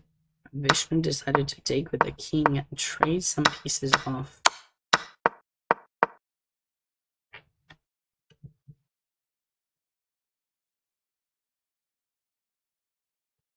He probably spent quite a bit of time, by the way, I missed your question, Amazing Knight. Probably spent a bit of time in that position where he was getting the advantage. Sometimes when we're playing some stronger player and we're trying to make sure that everything looks good, we're ready for it. We get the advantage in the best way possible and probably spend a bit more time than he should have, but I feel like he's doing quite well still. I would have preferred 2 rooks, especially getting on 7th rank, but this is still good. Now, to beat Evan Park is not going to be easy. I played Evan myself, and I haven't really had much chance, but we'll see. Bishop d7. But Bishop d7 allows Rook f7. I don't know if you want to be tied up like that. Because now you really have no moves.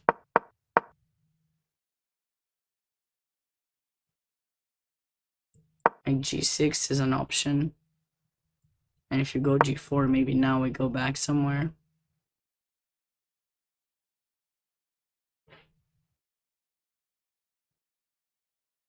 If it were me, I would want to go bishop e6.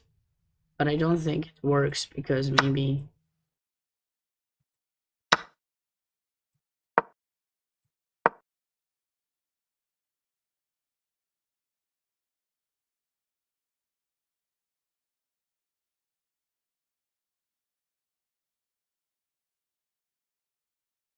Sorry, it's just a moment.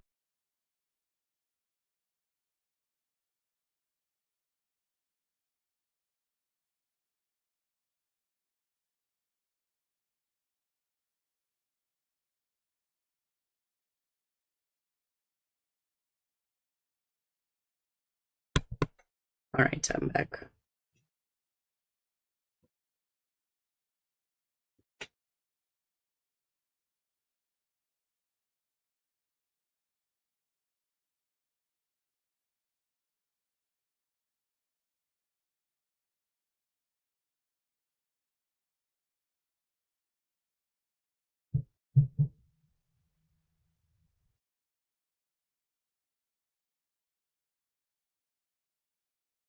And what do we do here with white?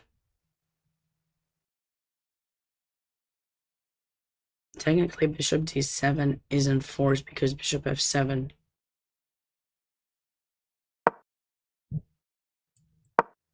Yeah, you can go bishop f7, but I mean, you're getting the same thing. Sure, it's not forced, but it's still like this should be lost for black. I'm trying to figure out what's the fastest way.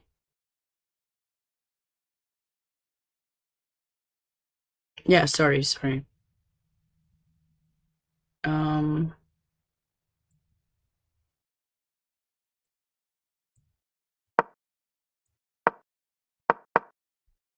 How do we stop this move?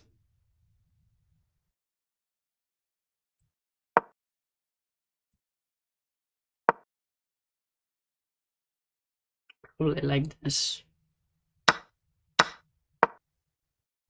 And white is winning. And then the pawn just marches.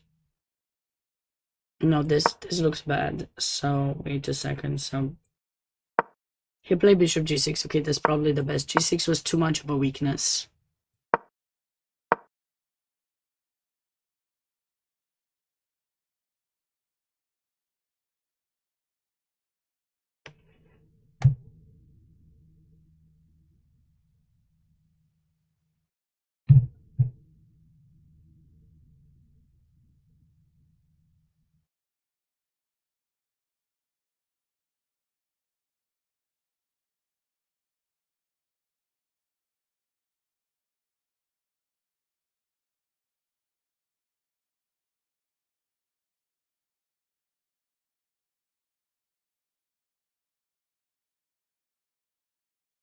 So white would love to trade rooks. If we trade rooks, then we can create a faraway pass pawn on the a file and win this.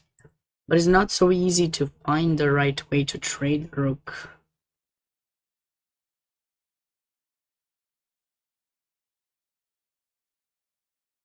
I wonder if we should start like this. Just to kind of be ready for the pass pawn. Maybe after that g3. I would keep my pawns on the dark square, maybe h4 even.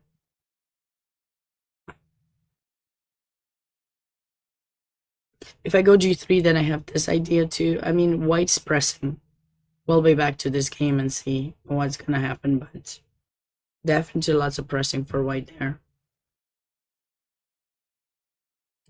So when we left off, I was wondering what would white do, and I kind of decided on d6. It was a move that I liked here, if you remember. Hi there, Chessful. I am a bit better, but you know, it's tough. It's tough. Every day is it's a struggle. And to make sure I'm back completely. b3.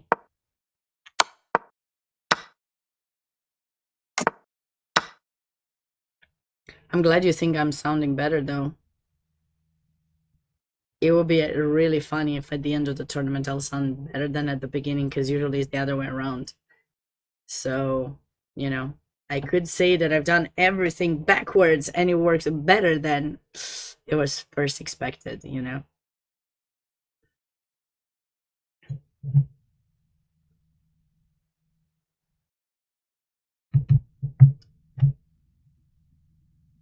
Do you think white is going to plan for some f4 eventually, or maybe still d6?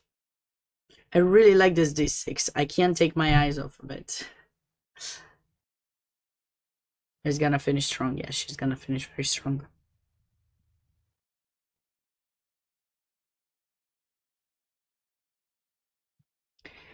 So, do you guys like this position for white? I mean, the engine seems to like it a bit more, but that's just some random engine. We don't know for sure.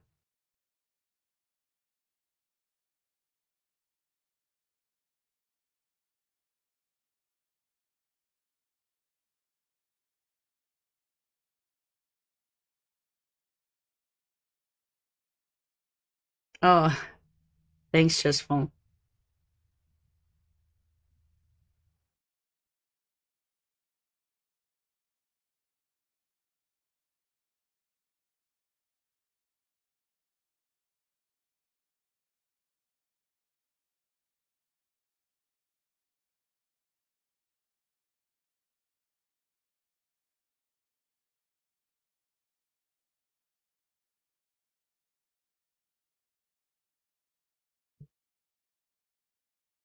Okay, so we're liking this position for white. But I'm starting to be worried about the pawns marching forward, so we need to be a bit cautious. But maybe black has some, you know, and I'm a bit surprised. White just wanted black to move the queen away so that they can castle and not be worried about h3. I mean, it makes sense. I think I would still take white here, but I would definitely be going for d6.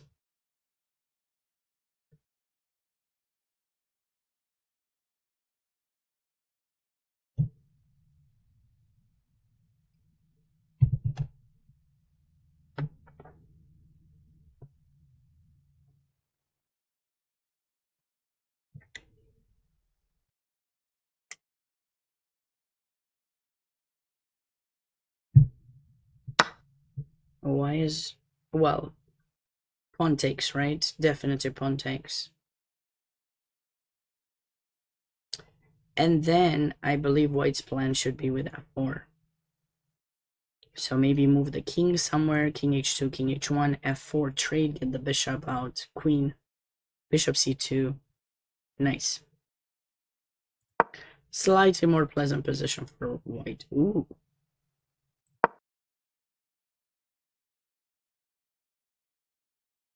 So in this position, why just play bishop e4? That's surprising. because his misses is very simple. Knight f4 you can't take because we capture with check and then you lose a piece. After bishop takes f4, queen takes e4, you got 2 pieces hanging and you can't defend them both. Oh, that was a tough blunder by white, by James. Ekmbot, he was still playing. It was a relatively equal position. I can get to it right now. So yesterday he was unable to win. He actually drew. Then he won, but we didn't see the game. It wasn't broadcasted. So he's on 1.5 points at this moment out of 2. And he has the black pieces. Slightly more comfortable position. Coming out of a Caro-Kann. But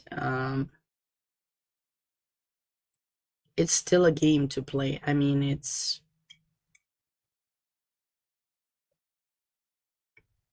nothing concrete just yet, I would say. Nothing too concrete.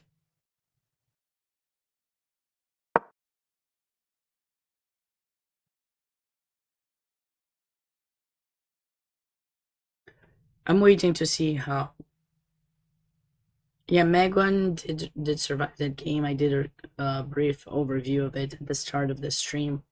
You guys can catch up with it later. It probably will be posted on YouTube as well, I believe, the recap. Okay, this is still too early to tell.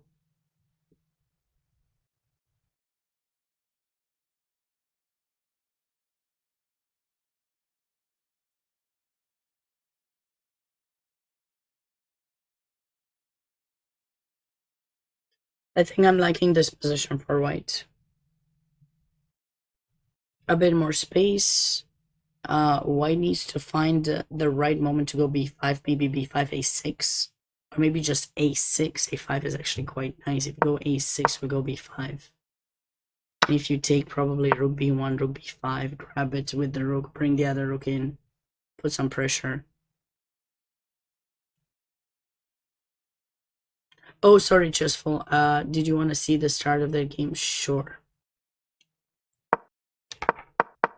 So it was a Caro-Kann, and then kind of transposing to some kind of reverse Philidor, I would say.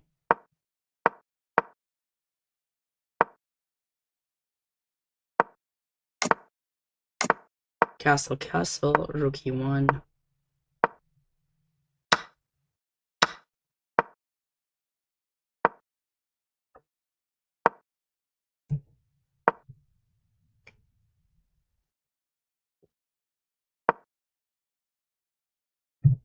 Black is improving the position. It's a Kia. This is not a Kia, what? Oh, wow, she's 8? No, really? Are you sure she's 8?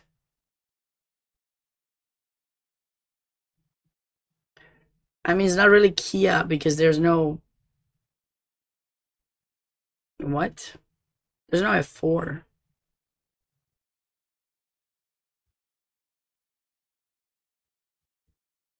I thought you had to have F4 for it to be... Okay, fine, you can call it Kia because of the pawn structure. Sure, I'll give you that. I don't want to argue, so sure, I'll give you that if you want to call it Kia. I thought you had to bring F4 in eventually. I would say this is just a transposition to some reverse Philidor. But a lot of pawn structures are so similar that I guess they get double named. I'm liking how he outplays his opponent. He just needs to, you know, take advantage. So in these kind of positions, what I've noticed sometimes, actually surprised he went back to f8. I've noticed sometimes people go b5 and then queen a7 and then put pressure here. And then get the bishop out to a6, maybe e4. Get the knight in. So it takes some time, but I do like black's bishop a bit more on that diagonal rather than going back to f8. But we'll see. I mean, maybe he was just worried eventually we trade it. So She's 12. Yeah, I was like, she feels a bit. I don't think she's that young, but still, it's quite impressive. She plays quite impressively, that's for sure. Also, I need to point out that during the same time as this tournament, a lot of the top players from possibly specific states are actually competing in the Pan American Championship, which takes place in Peru these days. So some of the top players from specific states might have chosen to go there instead of this tournament. So we might not necessarily see always the strongest players, just to kind of make a point. The Pan American Youth Championship is also very big competition, can bring titles, as well as like actual feeder titles like W, WFM, WIM, depending on which category you're playing. So, you know. All right, let's go back to where we were to catch up with everything. If you do you have any other questions about this game, Chessful?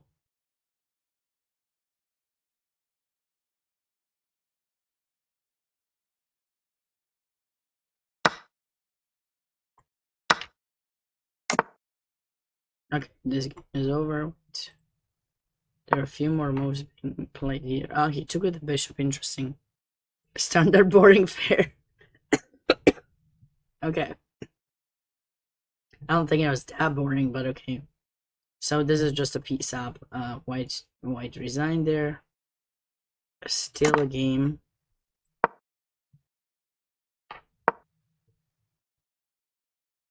Why is this move such a mistake?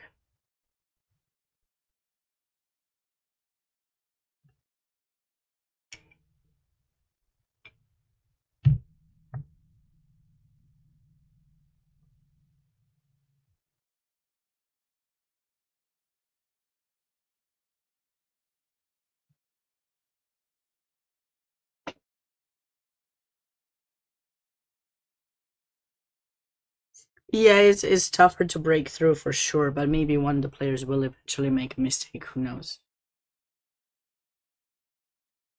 We'll have to wait and see. Or maybe black will make a mistake. I mean, we can all make mistakes.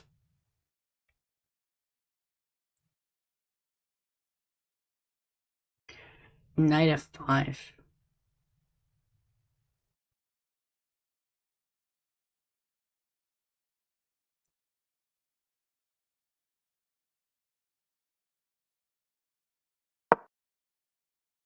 No, this doesn't do anything. Maybe a6.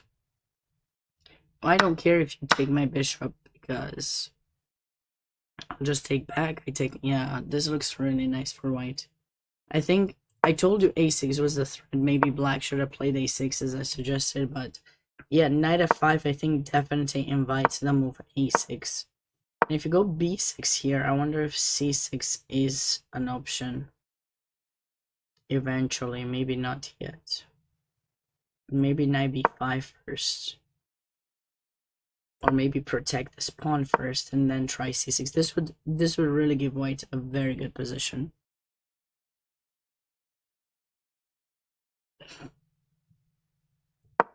Chess fully or too much. Oh, Mia already won. Okay.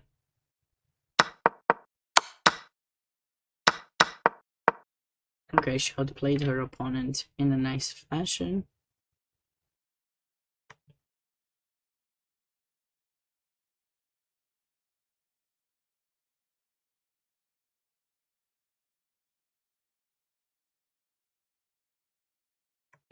I thought black was doing well here.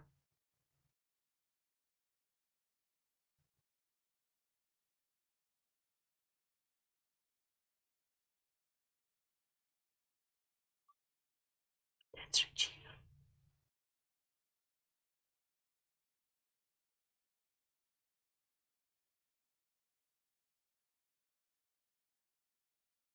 Just looking at me like, I want more food, human. No, it's not happening. It's not.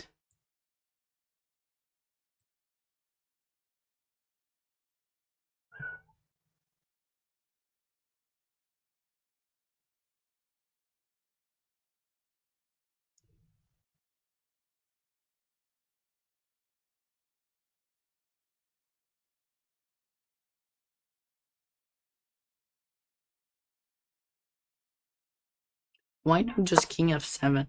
Just bring the king in. Why did she go for d4? Doesn't that just help white trade everything? Yeah. And now white got the activity. And it's not so easy anymore to win. Yeah, king f7 was necessary. This is a weakness. This is not so much of it. Like, maybe she was worried of the check.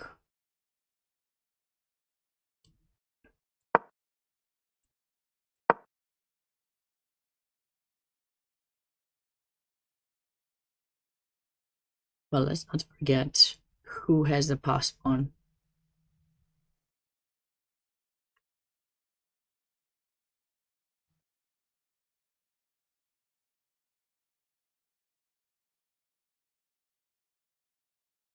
Wait. I'm trying to offer coaching? Wait, what?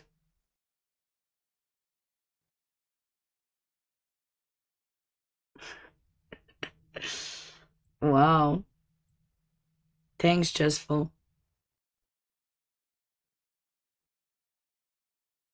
I am offering coaching. That's my main job. Commentary is my favorite job. I don't always do it, so I'm very excited to be here. And I force myself to save my voice to be back, and I am back. Not completely fully, but I am back. This is my enjoyment, I think, doing commentary, because I get to talk about what I love, which is chess, and I get to share my knowledge, and people who watch are the ones who actually want to learn in general. So nobody's forcing you to be here, and if you're enjoying and you feel that there's a learning experience, you get to come and watch, which is sometimes indeed not always happening. Sometimes when you're a coach, you have to be tougher also, of course. There's a lot of passion going into that as well. It's a different kind of passion for everything that I do. And there's a different kind of reward that comes with it, you know. And I think everyone has their own struggles. Being a player, coach, commentator, streamer, there's always struggles with things that you enjoy to do, and parts of the work that maybe you don't enjoy as much as you may want. So let's look into this line a bit more, because I feel that I think we can just go a4. I don't. White doesn't have time to take any of that stuff, you know, just a3, rook a8, and that pawn is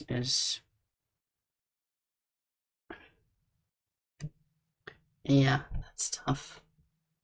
That is tough. All right, moving on to the next game.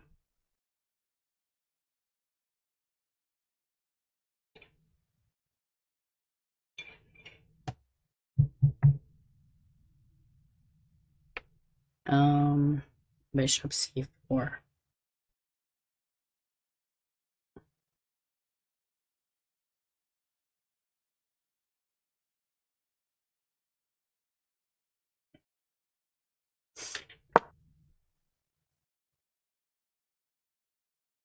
Bishop c4.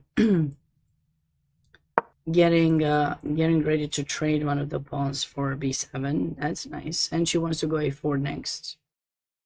So Olivia's kind of holding on the fort here. I like the 19e5 also. Pretty. I mean, it's a bit tougher for white, of course, but she's getting some activity, which is what you want to get in positions with material disadvantage. You know, you want to try to keep active, and that's what she's doing. So bishop c4 there. So when we left off, knight h6 was played.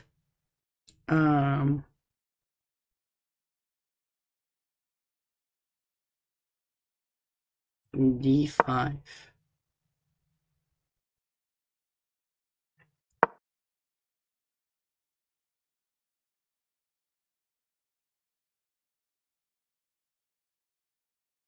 So what did we decide was the right? We did not talk about this move.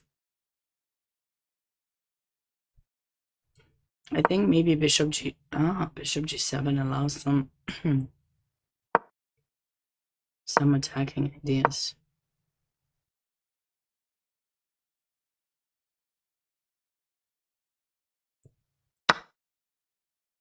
Maybe just take then. Just take the bishop.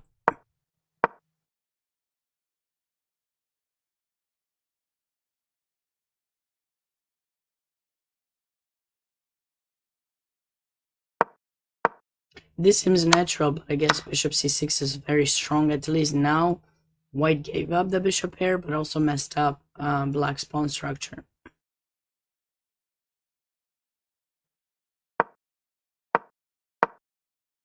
The bishop couldn't stay in c4, it was attacked.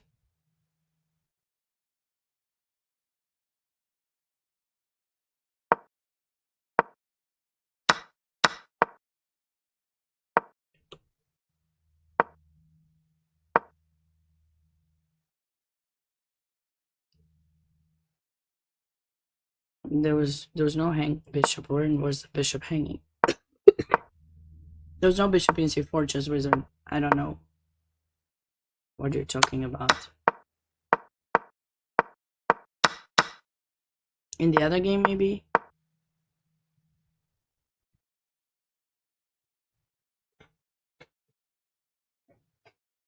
Okay. Yeah, very beautifully played by Megan. Look at the beautiful improvement of the knight, bringing it to some outposts. And 96, gorgeous. Nice. Very, very nice. Okay. Couple of games ago, the bishop was not hanging. In Olivia's game, the bishop is not. I don't know which game you're talking about. All right, we'll be back to it eventually, I guess. Okay.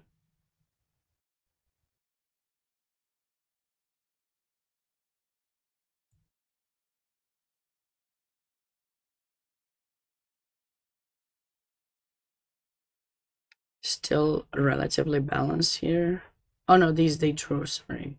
They drew queen d7, queen d5.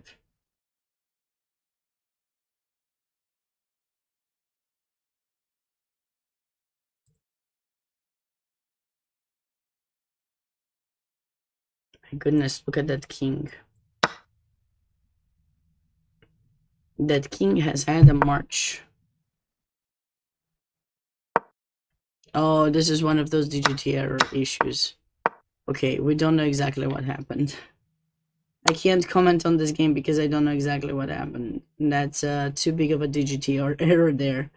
There's no way people have played that queen g5 like that. Okay, so we have to skip that game, unfortunately, and go back to this one.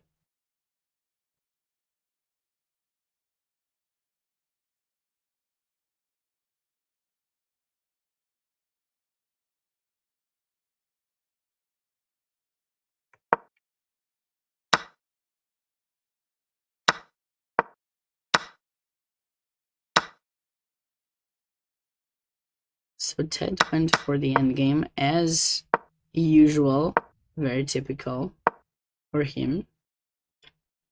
And now there's pressure in d5. The question is when and how do we take? Because we do take eventually, but when? No. The game definitely did not go like that. It did not go like that. So we have already a few results. It's definitely getting intense, I'd say.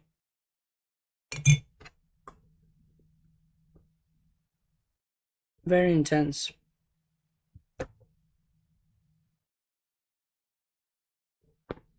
Because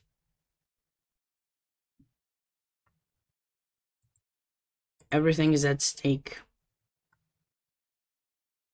So looks like in this position, going back to board 1 of the Irwin, rook d3 was indeed played. It was the best move for black. That's why bishop f3 was a mistake and it was not necessary to be played. As we previously discussed, rook a to d1 seemed to be the right approach. Just bring the rook into the game, trade it. You play bishop f3 when the bishop will be attacked. But after bishop f3, that happened. And now black went for it.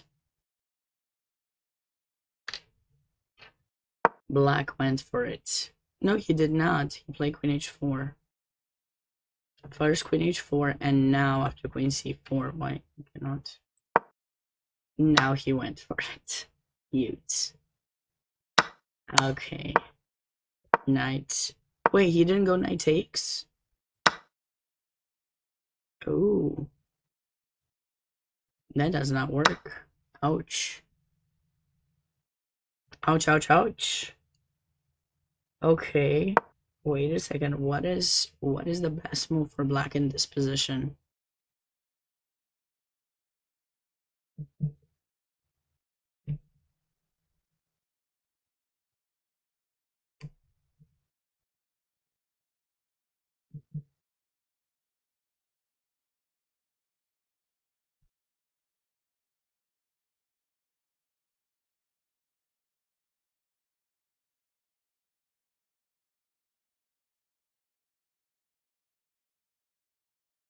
Is it rook g5?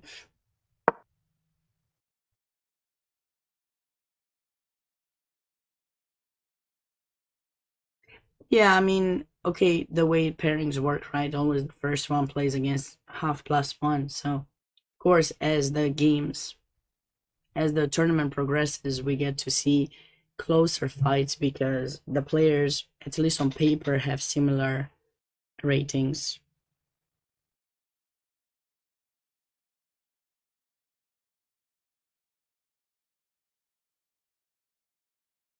Does it have enough composition if he plays queen f3? When you mean queen f5? Do you mean queen f5 just full? Ah, you mean here queen f3? But you can't do this because the rook protects.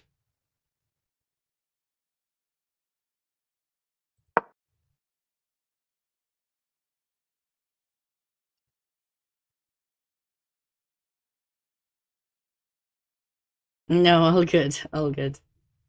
No, I thought knight takes e5, but yeah, rook g5 is actually very nice because you sacked some material, so now you want to get it back in the best possible circumstance. And that certainly looks nice. And if you start marching, probably we'll be grabbing one of them, maybe this, or maybe that.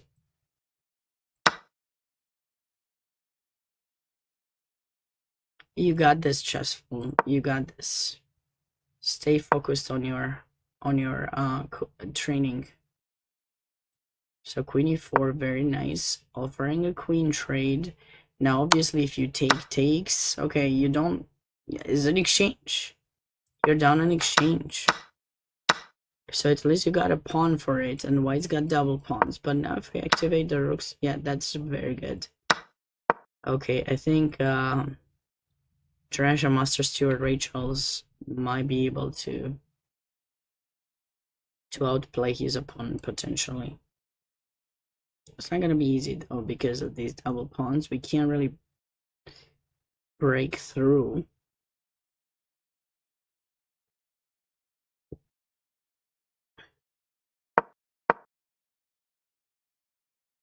Yeah, I think if black sets up some kind of pawn structure like this, it's not gonna be easy.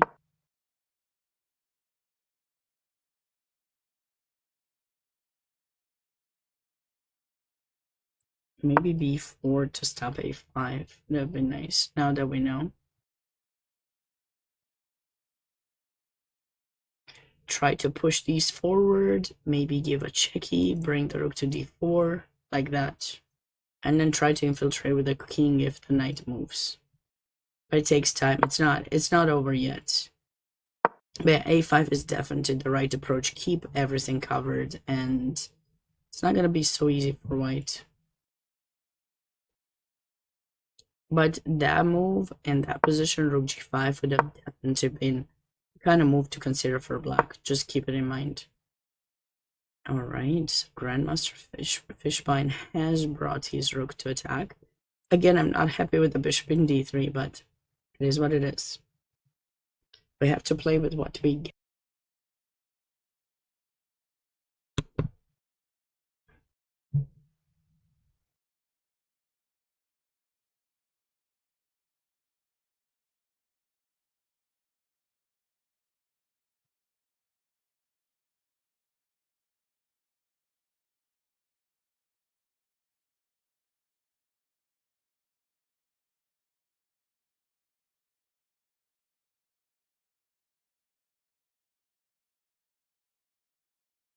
I wish the knight could just magically appear on g6. Just take it and put it in g6. Do you think he's gonna plan on doing this?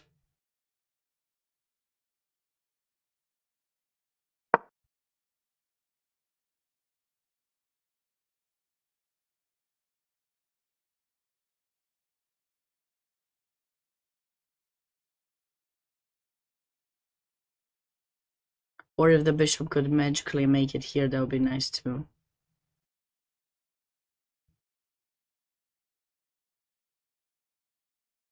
Yeah, Grandmaster Fishbine has had a great tournament, winning it, the US Senior Championship, a few days ago.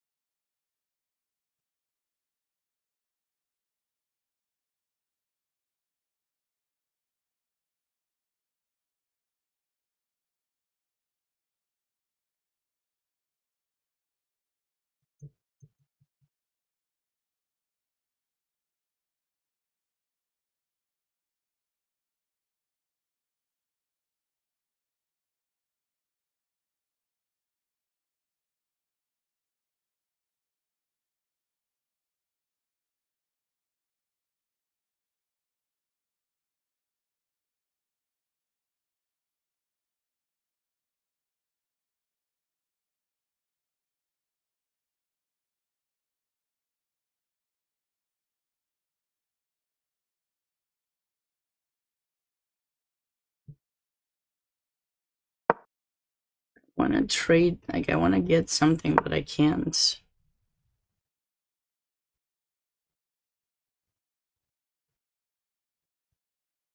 Ah, okay, I found some idea. Knight d1. Too slow.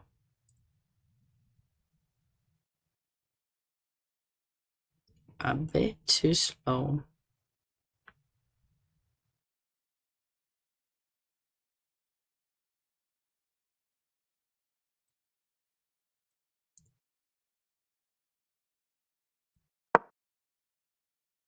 Maybe something like this.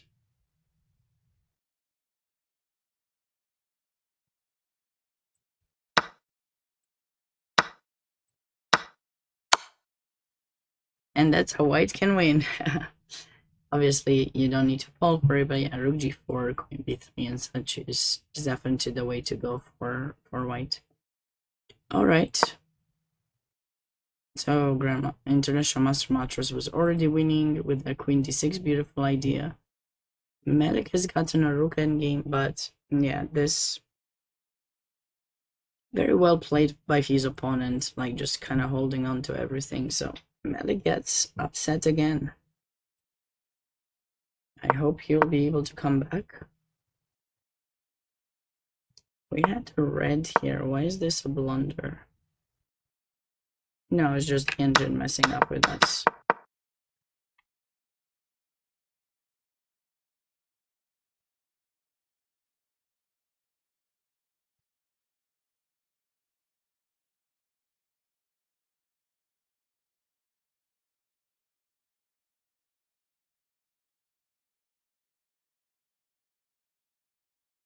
Yeah, it's very likely Chessful was right, and this game will likely finish in a draw.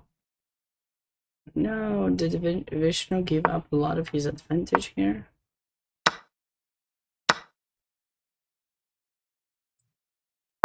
Why not b5?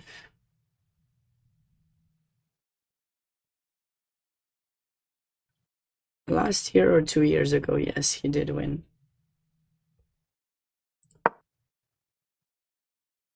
Maybe 2 years ago, because, yeah.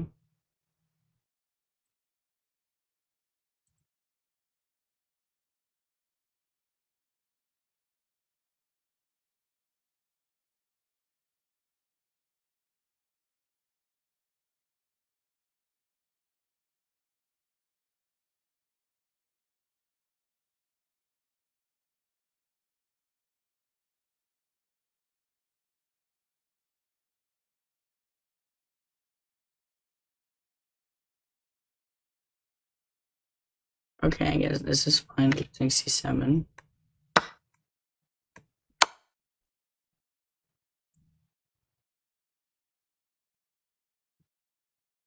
But we should not give up c2, that's for sure. Probably king b3. But I guess we still give up c2. King d4.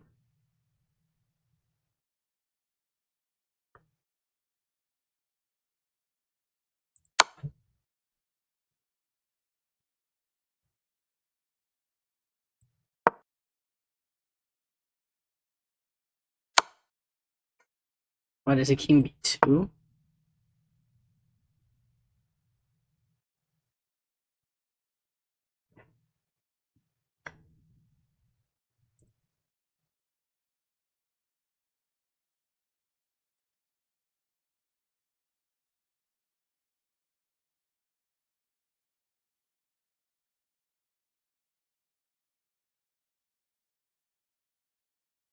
Yeah, I'm not sure I understand this very well.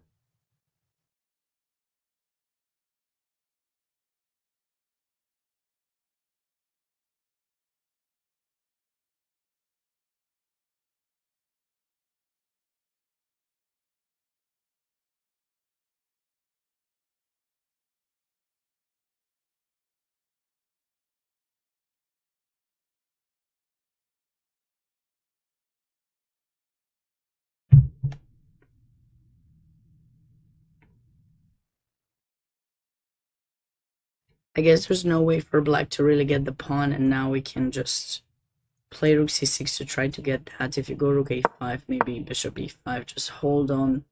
Hold to the position, hold to the pawn, go grab it.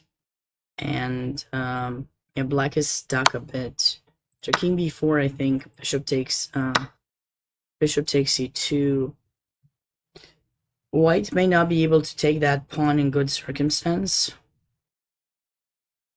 So maybe that's why this might lead to a draw. So black will get something in return and probably never lose that pawn. This is gonna be a tough one if white is unable to outplay black in that position.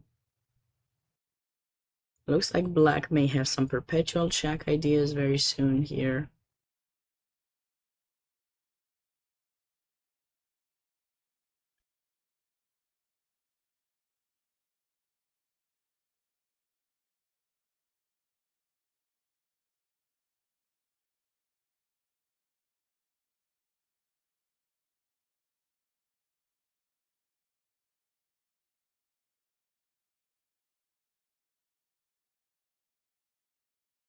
Very balanced position in this one. This was that game with a blunder. Not much for Liam yet here.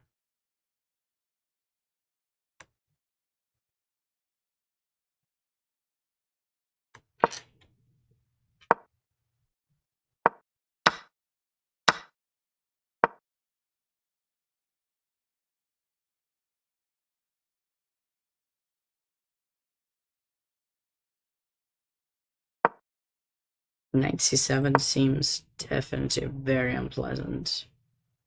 But how to continue further? Should we go rook b1, but then maybe we'll lose this pawn?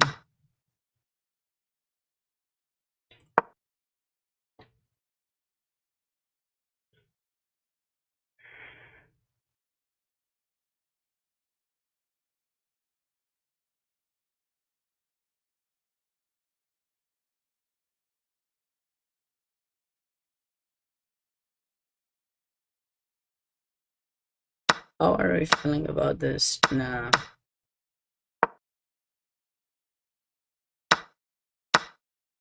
Black is okay here.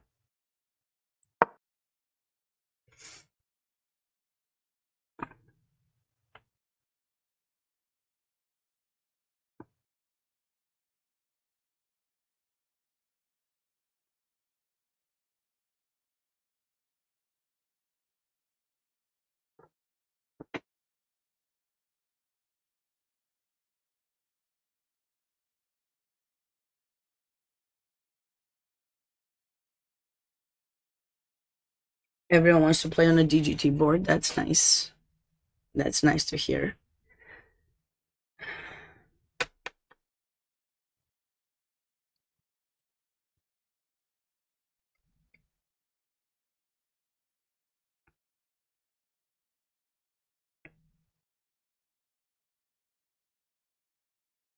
You know what? It's an endgame. Maybe we should just bring the king is what White said, but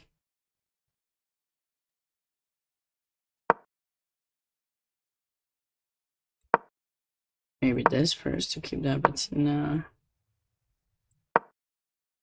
Bishop e5, there's f6. What about bishop c7? I know it looks suspicious, but how about we just keep you untangled there? Now maybe we can check, and if you take, this would be fine for White. Or maybe we can take, and then I would like g4 first to get rid of the knight and then push further. Bishop c7, yeah. Save the bishop. Save the bishop for a bit. That could work for White.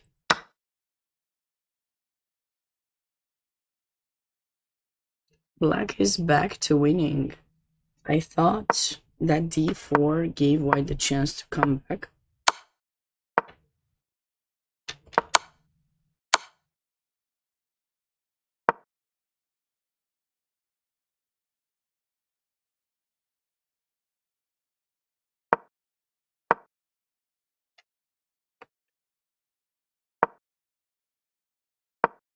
This still allows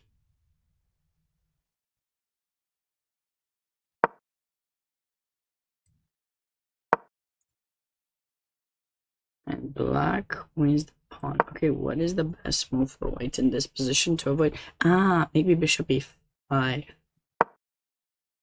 But then there's still check.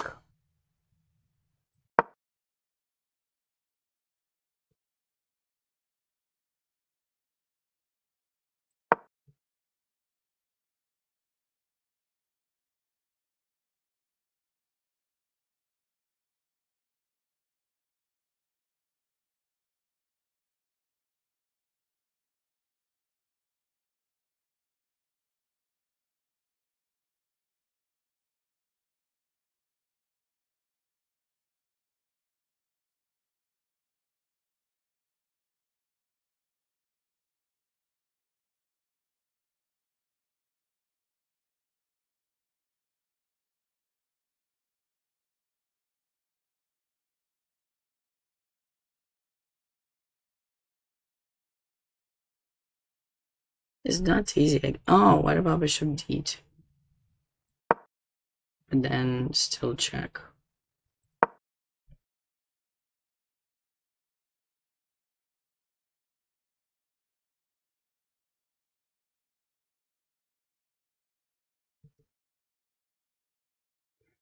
We have to go for no.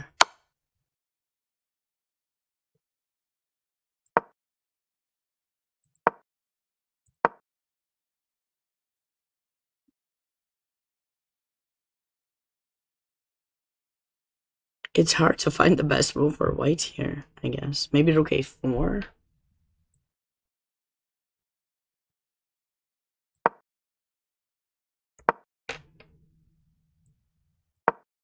Bishop e1.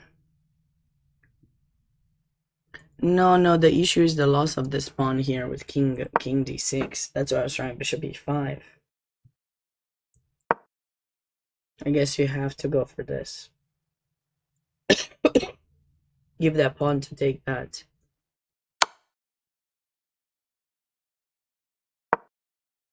Or, yeah, somewhere.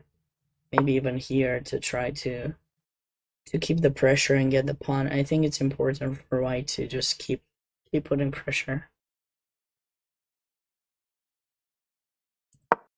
Yeah.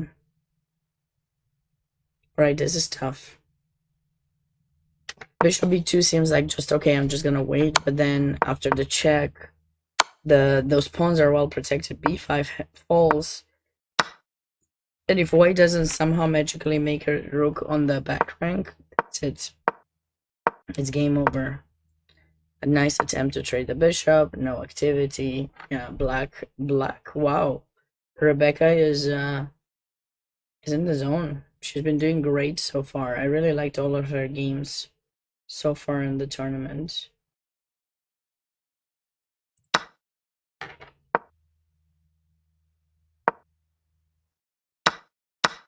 So Olivia has gotten a bit of activity, looks like. Okay, but it will be a bit difficult because after rook a7 there's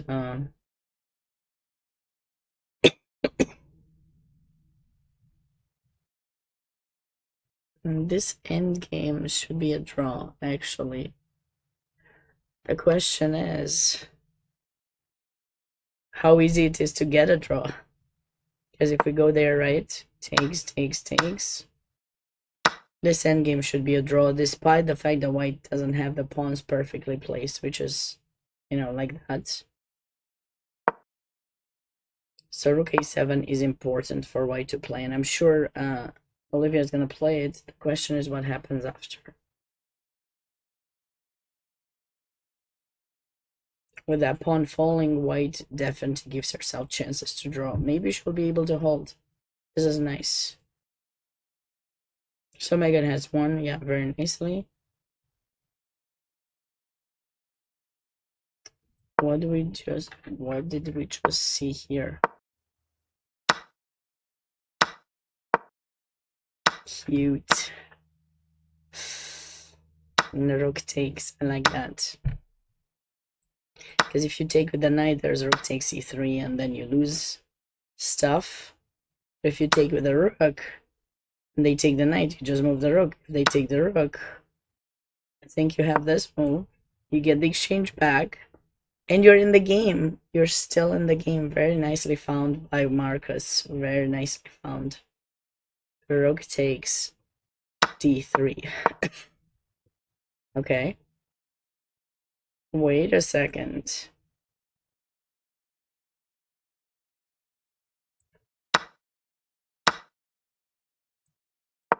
I'm starting to like white quite a bit.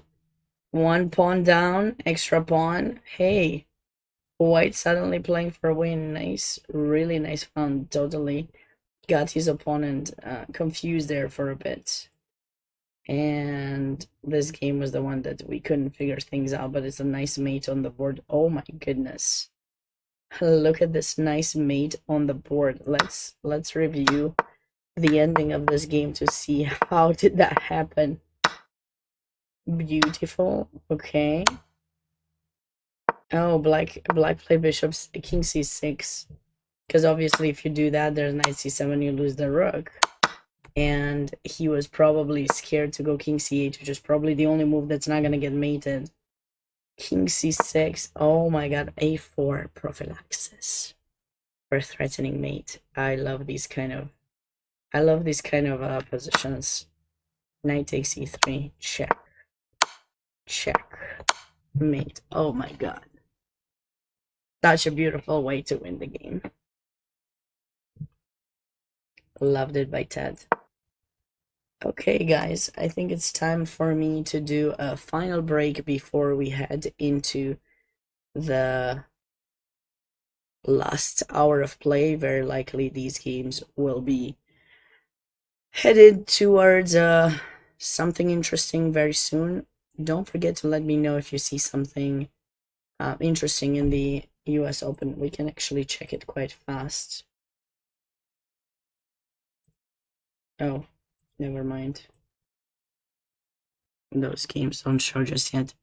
If you find something interesting, don't hesitate to let me know, but I'll be taking one more break before finishing off the streams. Hello everyone, and welcome back to round 3 of the Invitationals. Thank you so much, Mariches, for the raid. I really appreciate it. I hope you're doing well. Before going on a break, we're looking a bit. We reviewed every single position, every single game remaining in the Invitationals at the US Open. So we have the Barber, the Denker, the Rockefeller, the Irwin, and the Haring. 5 games from some of those tournaments, and then 2 or 3 from the others. How's the commentary? The commentary is going well. I think we had some very interesting games, lots of tough moments, blunders, you know, what you can expect from such a strong tournament. I'm mostly focusing on the Invitationals, but US Open also has some interesting games. As we're getting into the last 3 rounds, I'll definitely be looking at or I'll definitely do quite a bit of review on Friday to see as we're getting into the merger of the US Open, how some of the top players are doing. Until then, the Invitationals are my main area of focus. How about you? How's everything? How's your stream? With my summer slowly finishing and hopefully my voice coming back up, I'll probably be going back to streams more often. Summer's been tough on me, but we're coming back. We're coming back from it. So looks like more trades have happened here, and International Master Timothy Taylor, I don't know why chess.com doesn't give him the International Master title, but he is going to hold. Very likely it's not so easy to improve here with white. Because there's no entrance. This pawn is easily defended with the king if you're trying to recycle the rook the other way around. There's no entrance for the king. Maybe e5 even could be played by black potentially at some point if white attempts to activate the king. So we'll probably be having just a normal position. That's wow, this is new. This is new. So at the moment we stopped, we were around here. Now suggesting rook g4, which looks like it was played by Grandmaster Fishbine. Very nice. A rook g7. Black panicked and offered a rook trade. I did want to do that and eventually activate my bishop or my knight.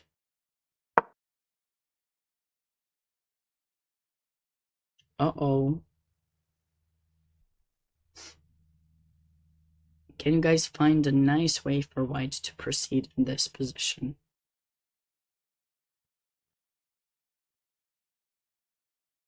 Very, very nice way.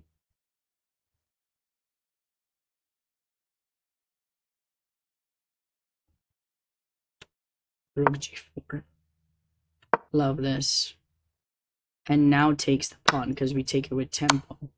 There's no queen takes e4. Of course, the queen is trapped, so black had to give up the rook. Better said the exchange, but now white is just nothing to be worried about, extra material, and is on his way to winning the game, and he did. Very, very nice. Rook e7, big blunder. Blocking the defense of the pawn in d6. It's not easy to find the best moves. I feel like this could be something to try for black.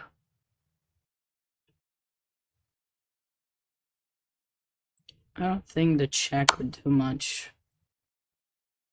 Can just move, no big deal.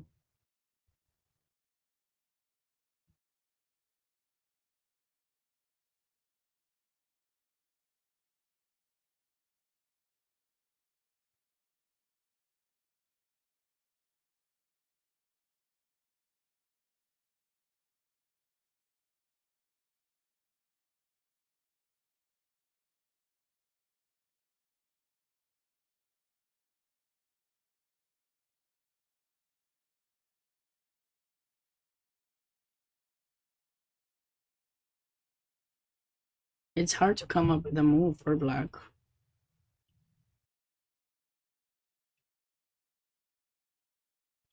Just queen f7, just sit and wait.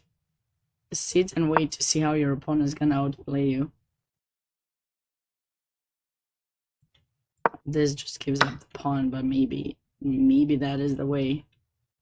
But wait, we still can't do that. Ouch. c4 maybe? It's just too tough. Knight takes b5. Let's just take the pawn, come back. Eventually you want to go c4, bishop c5, but it's gonna take a while. But it's hard. It's definitely beautiful finish by Grandmaster Fishpine, definitely in the zone to win potentially the tournament again. This was a nice win. We already knew. All right, some more things have changed here, but not too many. Simply more captures. Still very symmetrical. Almost fully symmetrical, this position. Very likely could end in a draw. Oh, I feel for Vishnu. He had such a nice position from early on. And I guess this was his final mistake. The correct move was king b2. Playing king b2 here keeps the pawn protected, and we'll go to grab those two after. But make sure this stays. Once the pawn is gone, which is exactly what happened in the game, looks like the players have repeated the position because, of course, you don't want to give up a4. And eventually the game ends in a draw.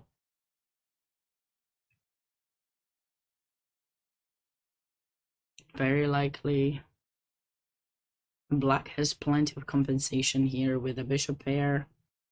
White's king being a bit weak. But the players are getting low on time, so anything can happen. We'll be back to that game.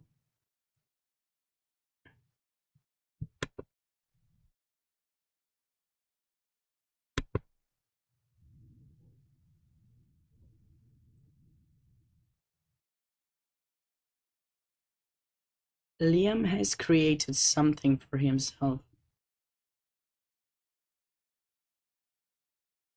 A good knight versus an inferior bishop, but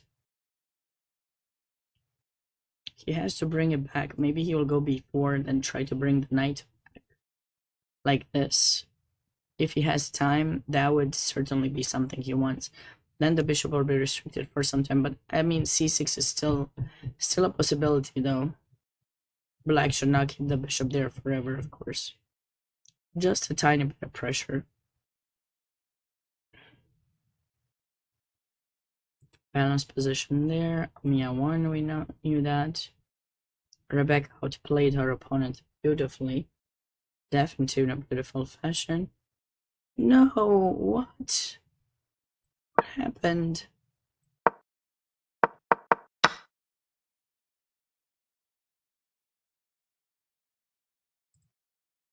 So it seems that Rook a7 was played. White was able to get into this Rook endgame, and now she has to be careful with trading pawns, as the more the merrier. So she starts with the first one, good. Okay, I like her set. No, white Rook e3. This Rook needs to be more active. Like, I think the Rook has to stay in the back and potentially there to cover the e-pawn. I don't like Rook e3 at all.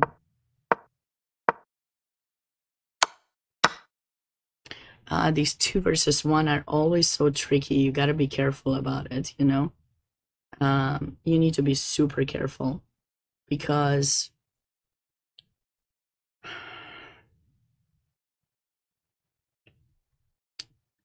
there are some situations where the pawn can push, the king somehow infiltrates through here, and black eventually will go on to win. I don't know if that's what happened. Okay, white had a good technique there. Oh no! Oh, Olivia miscalculated the rook, the king and pawn end game.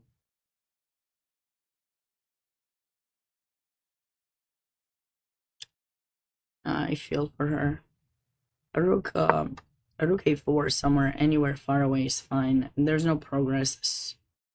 Black won't be able to create the passed pawn that easily. If they go here and check them, check them again, just keep checking them, come back with the king. There's no easy way for black to infiltrate. Oh no. She must have forgotten about this. She probably only thought this is the move, but then this draws, of course. And now black's just infiltrating and it's game over. Tough one.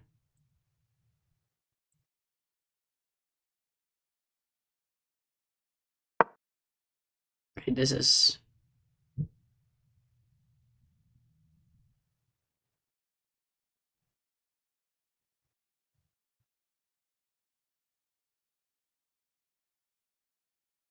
Trying to remember what black has to play here for draw. Because sometimes you have to do this to keep the pawn attack. This white is able to just cut off black's king way too far to be able to win. So one moment, what is the right move for black? Is it rook h3, rook c3?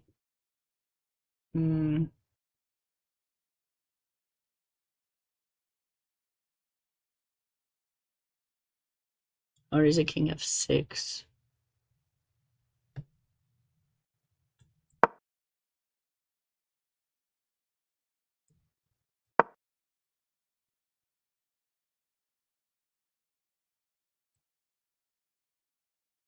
I think this has to be it. King f6 so that you can untie yourself at some point, trade rooks at some point when you need to, and then get this king restricted. So if they want to cut you off, then they can't advance themselves.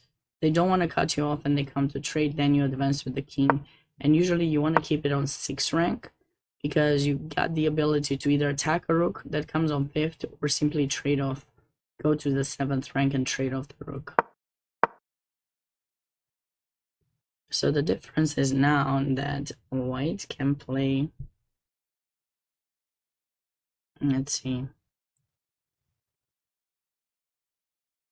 But here there's rook here again, so wait a second, how do we do this? We check first.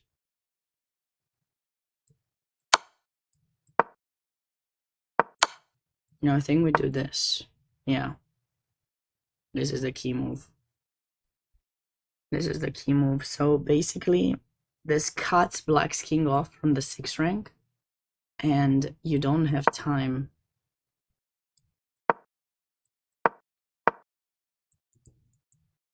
White is winning. Well, let's see. Oh no, white didn't know. And black didn't know. They have to go on 6th rank. 6th rank is the place. Oh my god, rook c6, Marcus, rook c6. This is the worst kind of cut, horizontal and vertical. Remember, this is very important. White gave this check, and after king d6, it's a draw.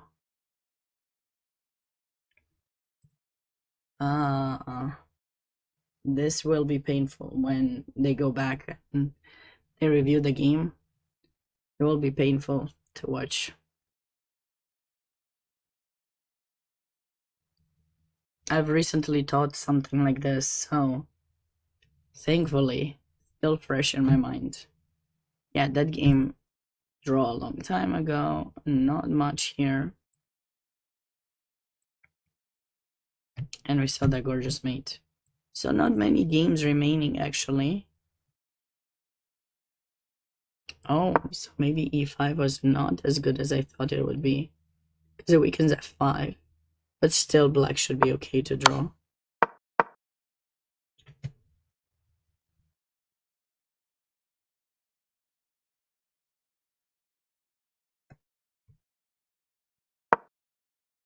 Black should be okay to draw in this position.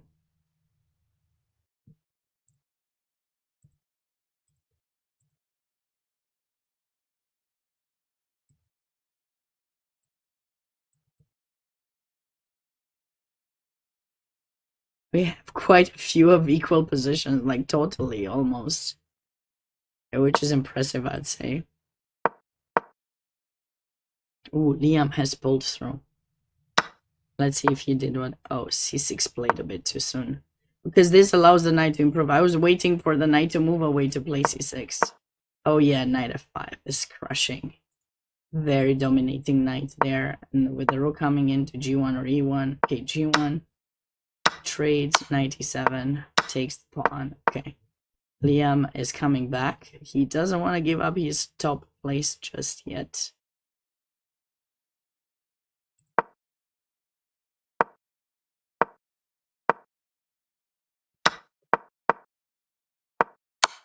White is headed for a draw. For a win. Sorry, White's headed for a win. Like, ouch. Is this gonna draw? Oh yeah, sorry. Ouch. Wait. Rook d2 first. Apologies. Meal up 1,000 apologies. Rook d2 first, or maybe check first. You could check. Go to b5, you go to b7, check and takes. And now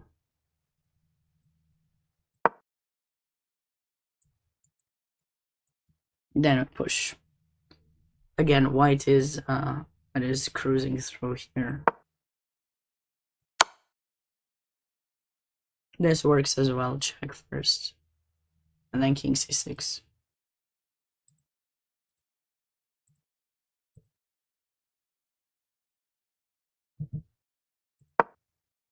Alright, the king found its correct spot. Correct.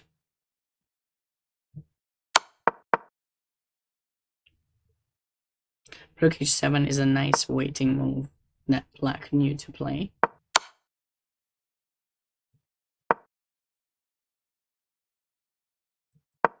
So this is the move we want to remember. Now we go rook b8. And we can check now. We're too close to checking here. That would lose the game after king b6. Because we'll be getting the Lucena position. So the rook goes back. Check first, or no, check b5. And white's king advances all the way to b8. Moves the rook, of course. Check. The ladder, escape with the king, and that is the win. But if in this position black plays the move rook b8, it all ends in a draw.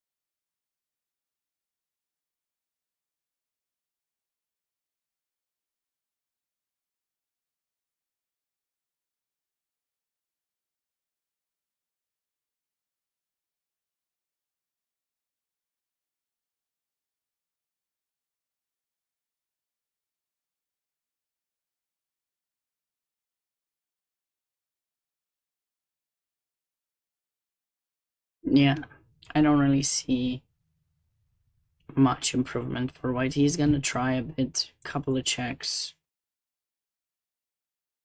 I mean, there's no entrance for the king.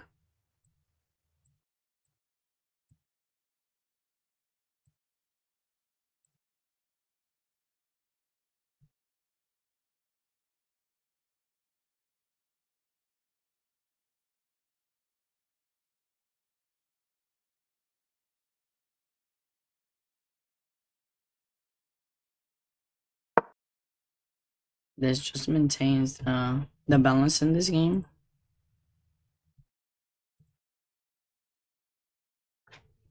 This is a game that I think we should focus on a bit more, because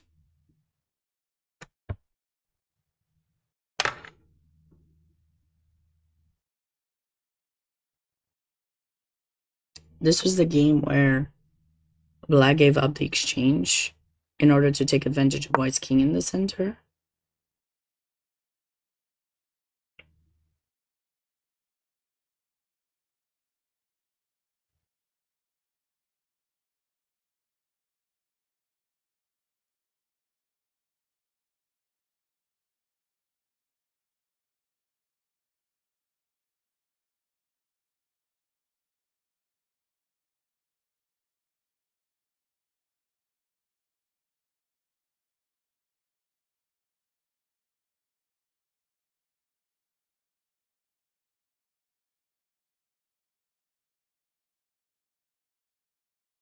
Hey, Steven. Yeah, there's a link.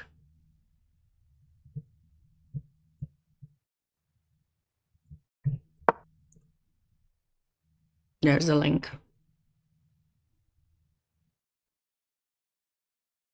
Lots of exciting games. Some blunders in many of the games. Totally unexpected, like pieces in one move or two, but also rook end games that are misplayed. I'll definitely be doing an overview of the misses later. Tomorrow. By the way, tomorrow another 2 rounds, 10 a.m. Well, technically 11 a.m. and 8 p.m. Eastern time, but local time would be like 10 a.m. and 7 p.m.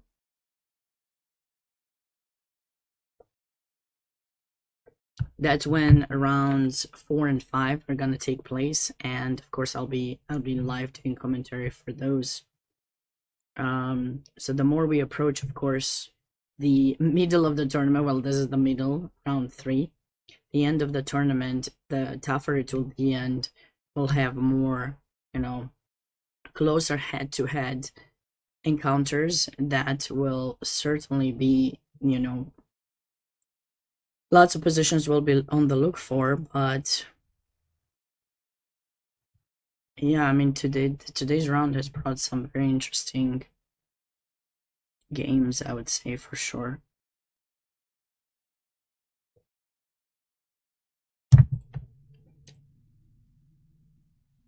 Yeah, Liam is definitely on his way to win. Irene also. A really nice outplay of her opponent there. Earlier, it wasn't easy, but certainly Black has gone the wrong place. I mean, you have that pass pawn, you think you want to support it, but I guess this is more important. This is the pawn you want to stop first. I'm actually not sure what the best, maybe this would be too passive, but maybe it could work. Because white's threatening to take.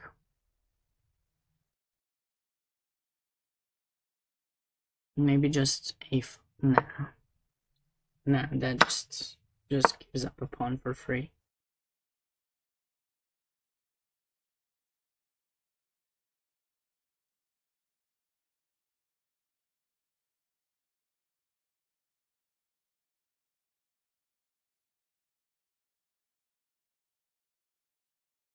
Maybe rook b6. And then bring the king to block the pawn and try to stay activity. No, king b6 is what? Rook. Oh yeah, sorry. Exactly, yeah. That's the same. Thinking alike. Good.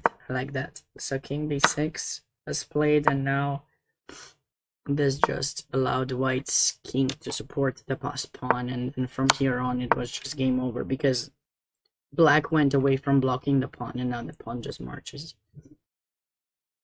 So very nice way for white to play her opponent.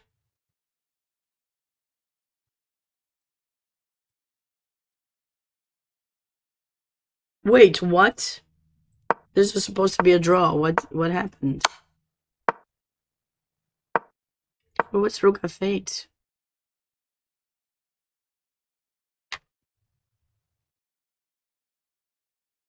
Oh my goodness. This is tough. This is a tough loss.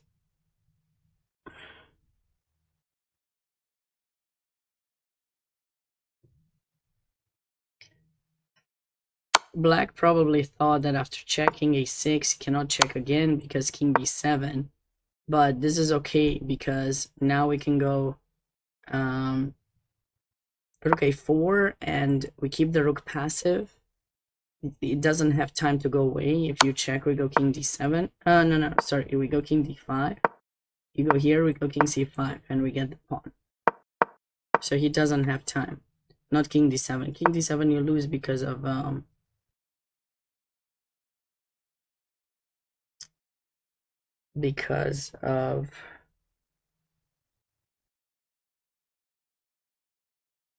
this. this, and I think black is in Zugzwang. Because if you go there, now we go here. And you need to move the king. And then we push. And then you go there. And then we go here. And then we escape. Like that. Very, very important. So, but we come this way. So check. Check. Here. The key move. King e5. King d5 followed by king c4. Grabs the pawn and draws.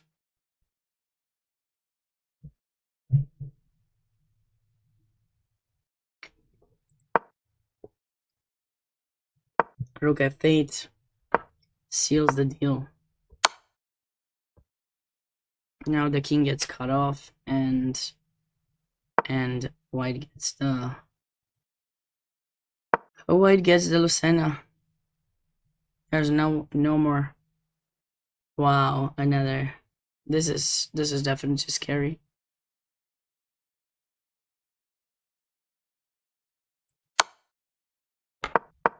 Yeah, rook c1 played. White's on his way to win this. It's tough playing 2 rounds a day. There's lots of stake, scholarships, top prizes, bit of rating, but I think this tournament is more about prestige and presenting your state, trying to finish on top. All that.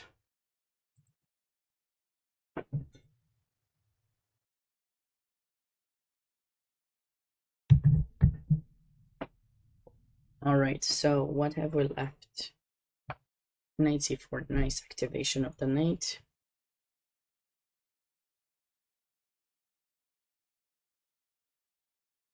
So I think after this, black is planning to go knight d2 and then taking f3, and that's how the draw will be decided.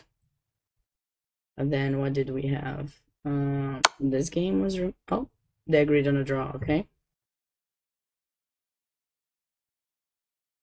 they agreed on a draw on this one too.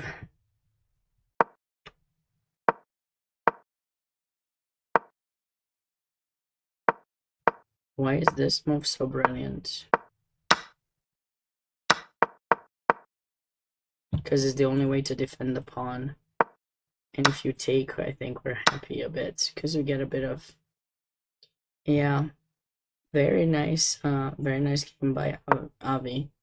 Holding on with the exchange down, maintaining the pressure. I like this game for sure. So then this is remaining. Liam won. This was, yeah, win. Omia won. Rebecca won that game. Megan won. This is on the way to win for white. And I guess that's it. We only have 2 games remaining. Yeah. Just board 1 in the Irwin and board 3 in the Denker. Alright, so we'll be alternating between these 2 to see what's at stake. Not much though, I mean, this was definitely, I think it was a much more intense round than previous ones, for sure. I mean,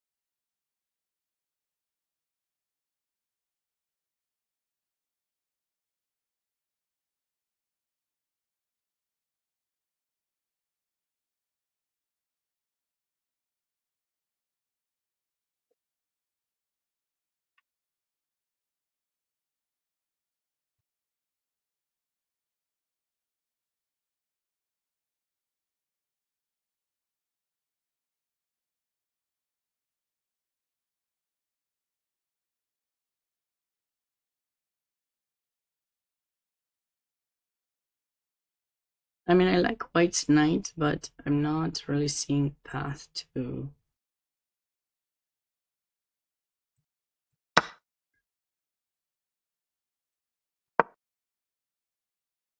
Maybe here's the path. That is the path. But okay, black's gonna play here. He's not gonna get... This is the best. This is the best that white can try to press.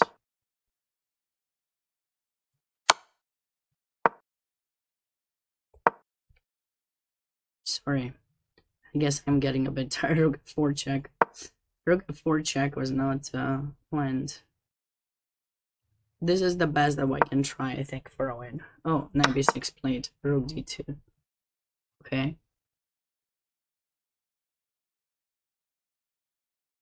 I guess technically g3 is an option. Because if we go g3... No, he didn't want to. Rook g2, king f3, maybe?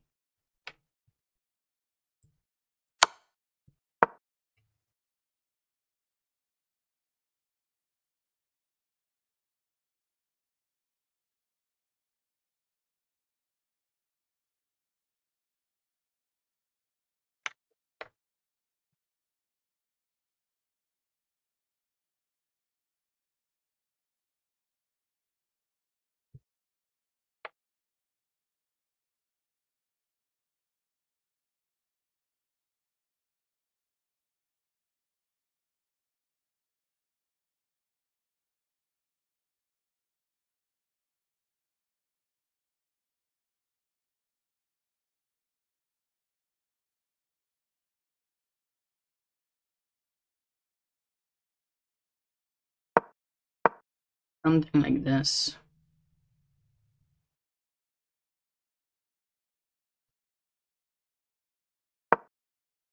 We can try advancing. If black doesn't set up the rook on a good square, we can try advancing. That is the best we can hope for. But let's see where white's gonna choose to move their king.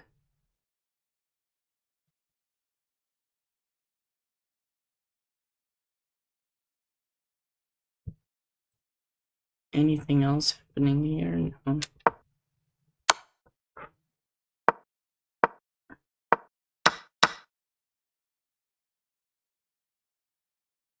Yeah, the more the pawns get traded, the closer black is to the draw, for sure. This is gonna be the interesting one.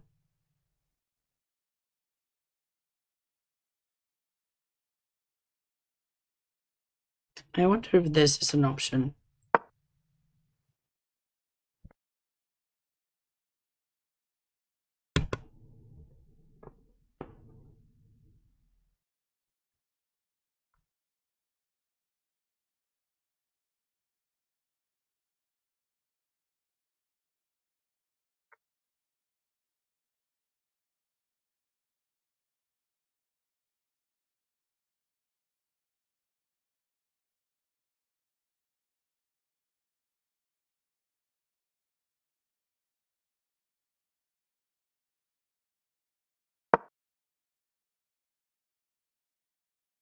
Not so easy.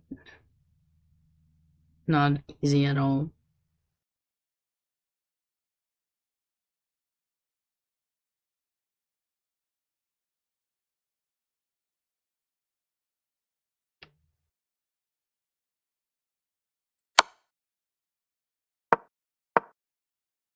Okay, king g3.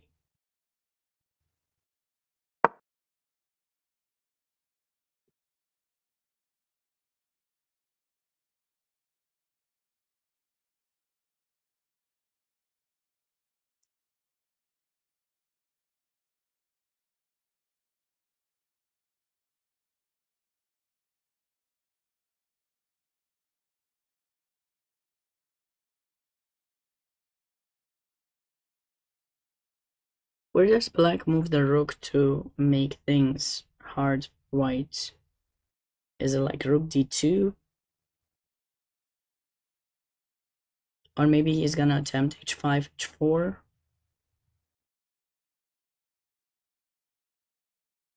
h5, h4 could be actually interesting, but then king g4, king h5, and then rook g6 takes the pawn. Okay, looks like that happened. Okay, king g4, king g4, check. Do we go king f5 or king h5?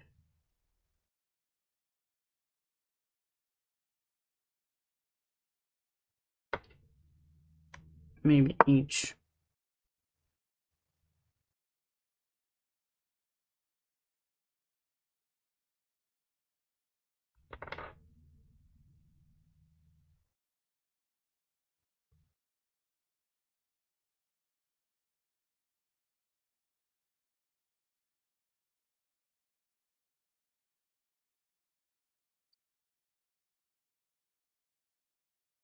It's getting intense because it's the final moves. They have very little time on the clock. The delay is 2 moves. So we're definitely getting the best of the 2 players at this point. I can't decide if I want h5 or f5. I feel like I want f. King f5 just to have the check, and but h5 I'm holding the h pawn attacked, which could be helpful if black ever considers to go g4.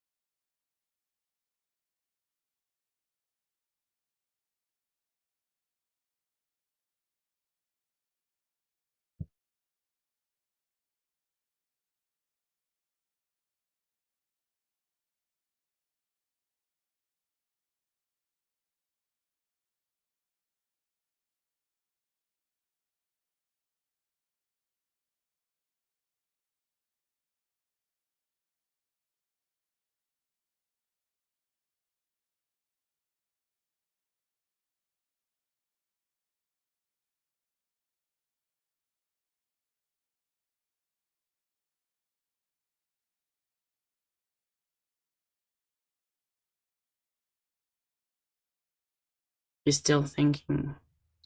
What would be your guys' choice?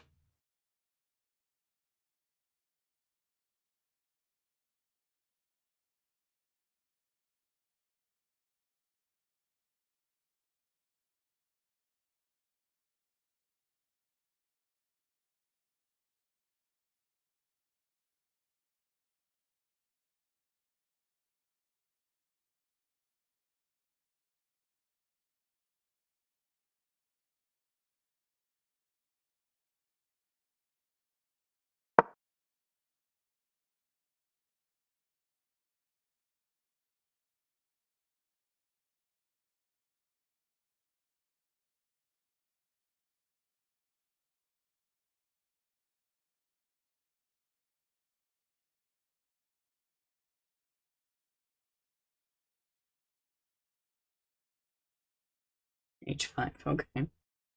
Go into h5. Now the question is, do we go rook g3?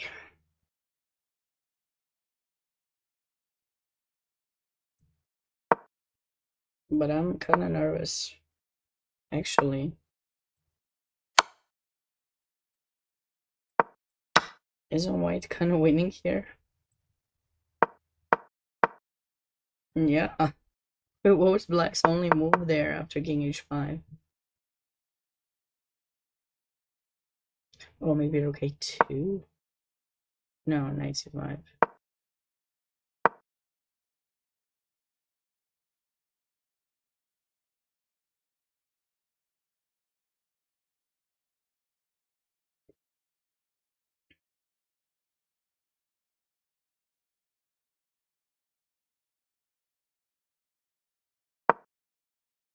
Maybe just you gotta run with the king fast. Let's stop the b pawn. That pawn is not not safe. Oh no, I guess Bach is gonna win this game now. I think What do we do? Knight c. Should we do knight c5? Do we have time? I think so. Now we're actually threatening check because you can go king f6 due to this check rook. And if you take, I think this this pawn just goes. Or maybe like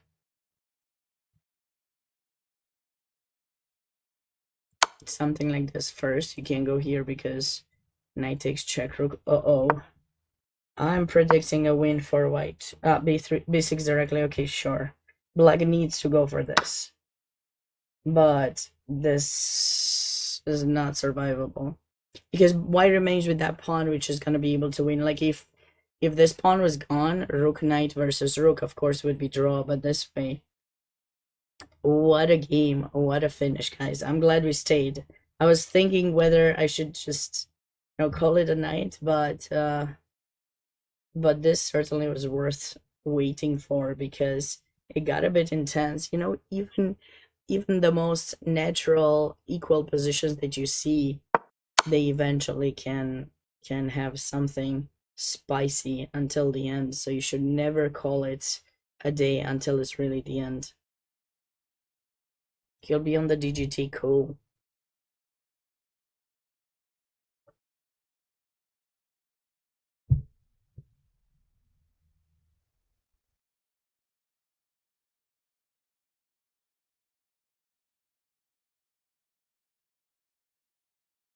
I feel for black here. Now b7, and that is it. White seals the deal. Don't forget, if you're gonna join in tomorrow for round 4, wait, we're in round 4 already. It'll start at 11 a.m. Eastern time, 10 a.m. local time or central time. It's definitely gonna be a very intense battle. I'm sure the players have also 2 rounds. Tournament would be approaching the end, and I think they'll bring their A games. Now after b7, white just promotes. I don't know if they will play a few more moves or seal the deal. I guess you can try this, but maybe knight c5, followed by check, promotion, and that's it. Yes, invitationals are only 6 rounds. The US Open is like 9 rounds. So invitationals only 6. It's 50 players, technically most of the time or less. So 6 rounds typically are sufficient to determine a winner. So yeah, just 6 rounds.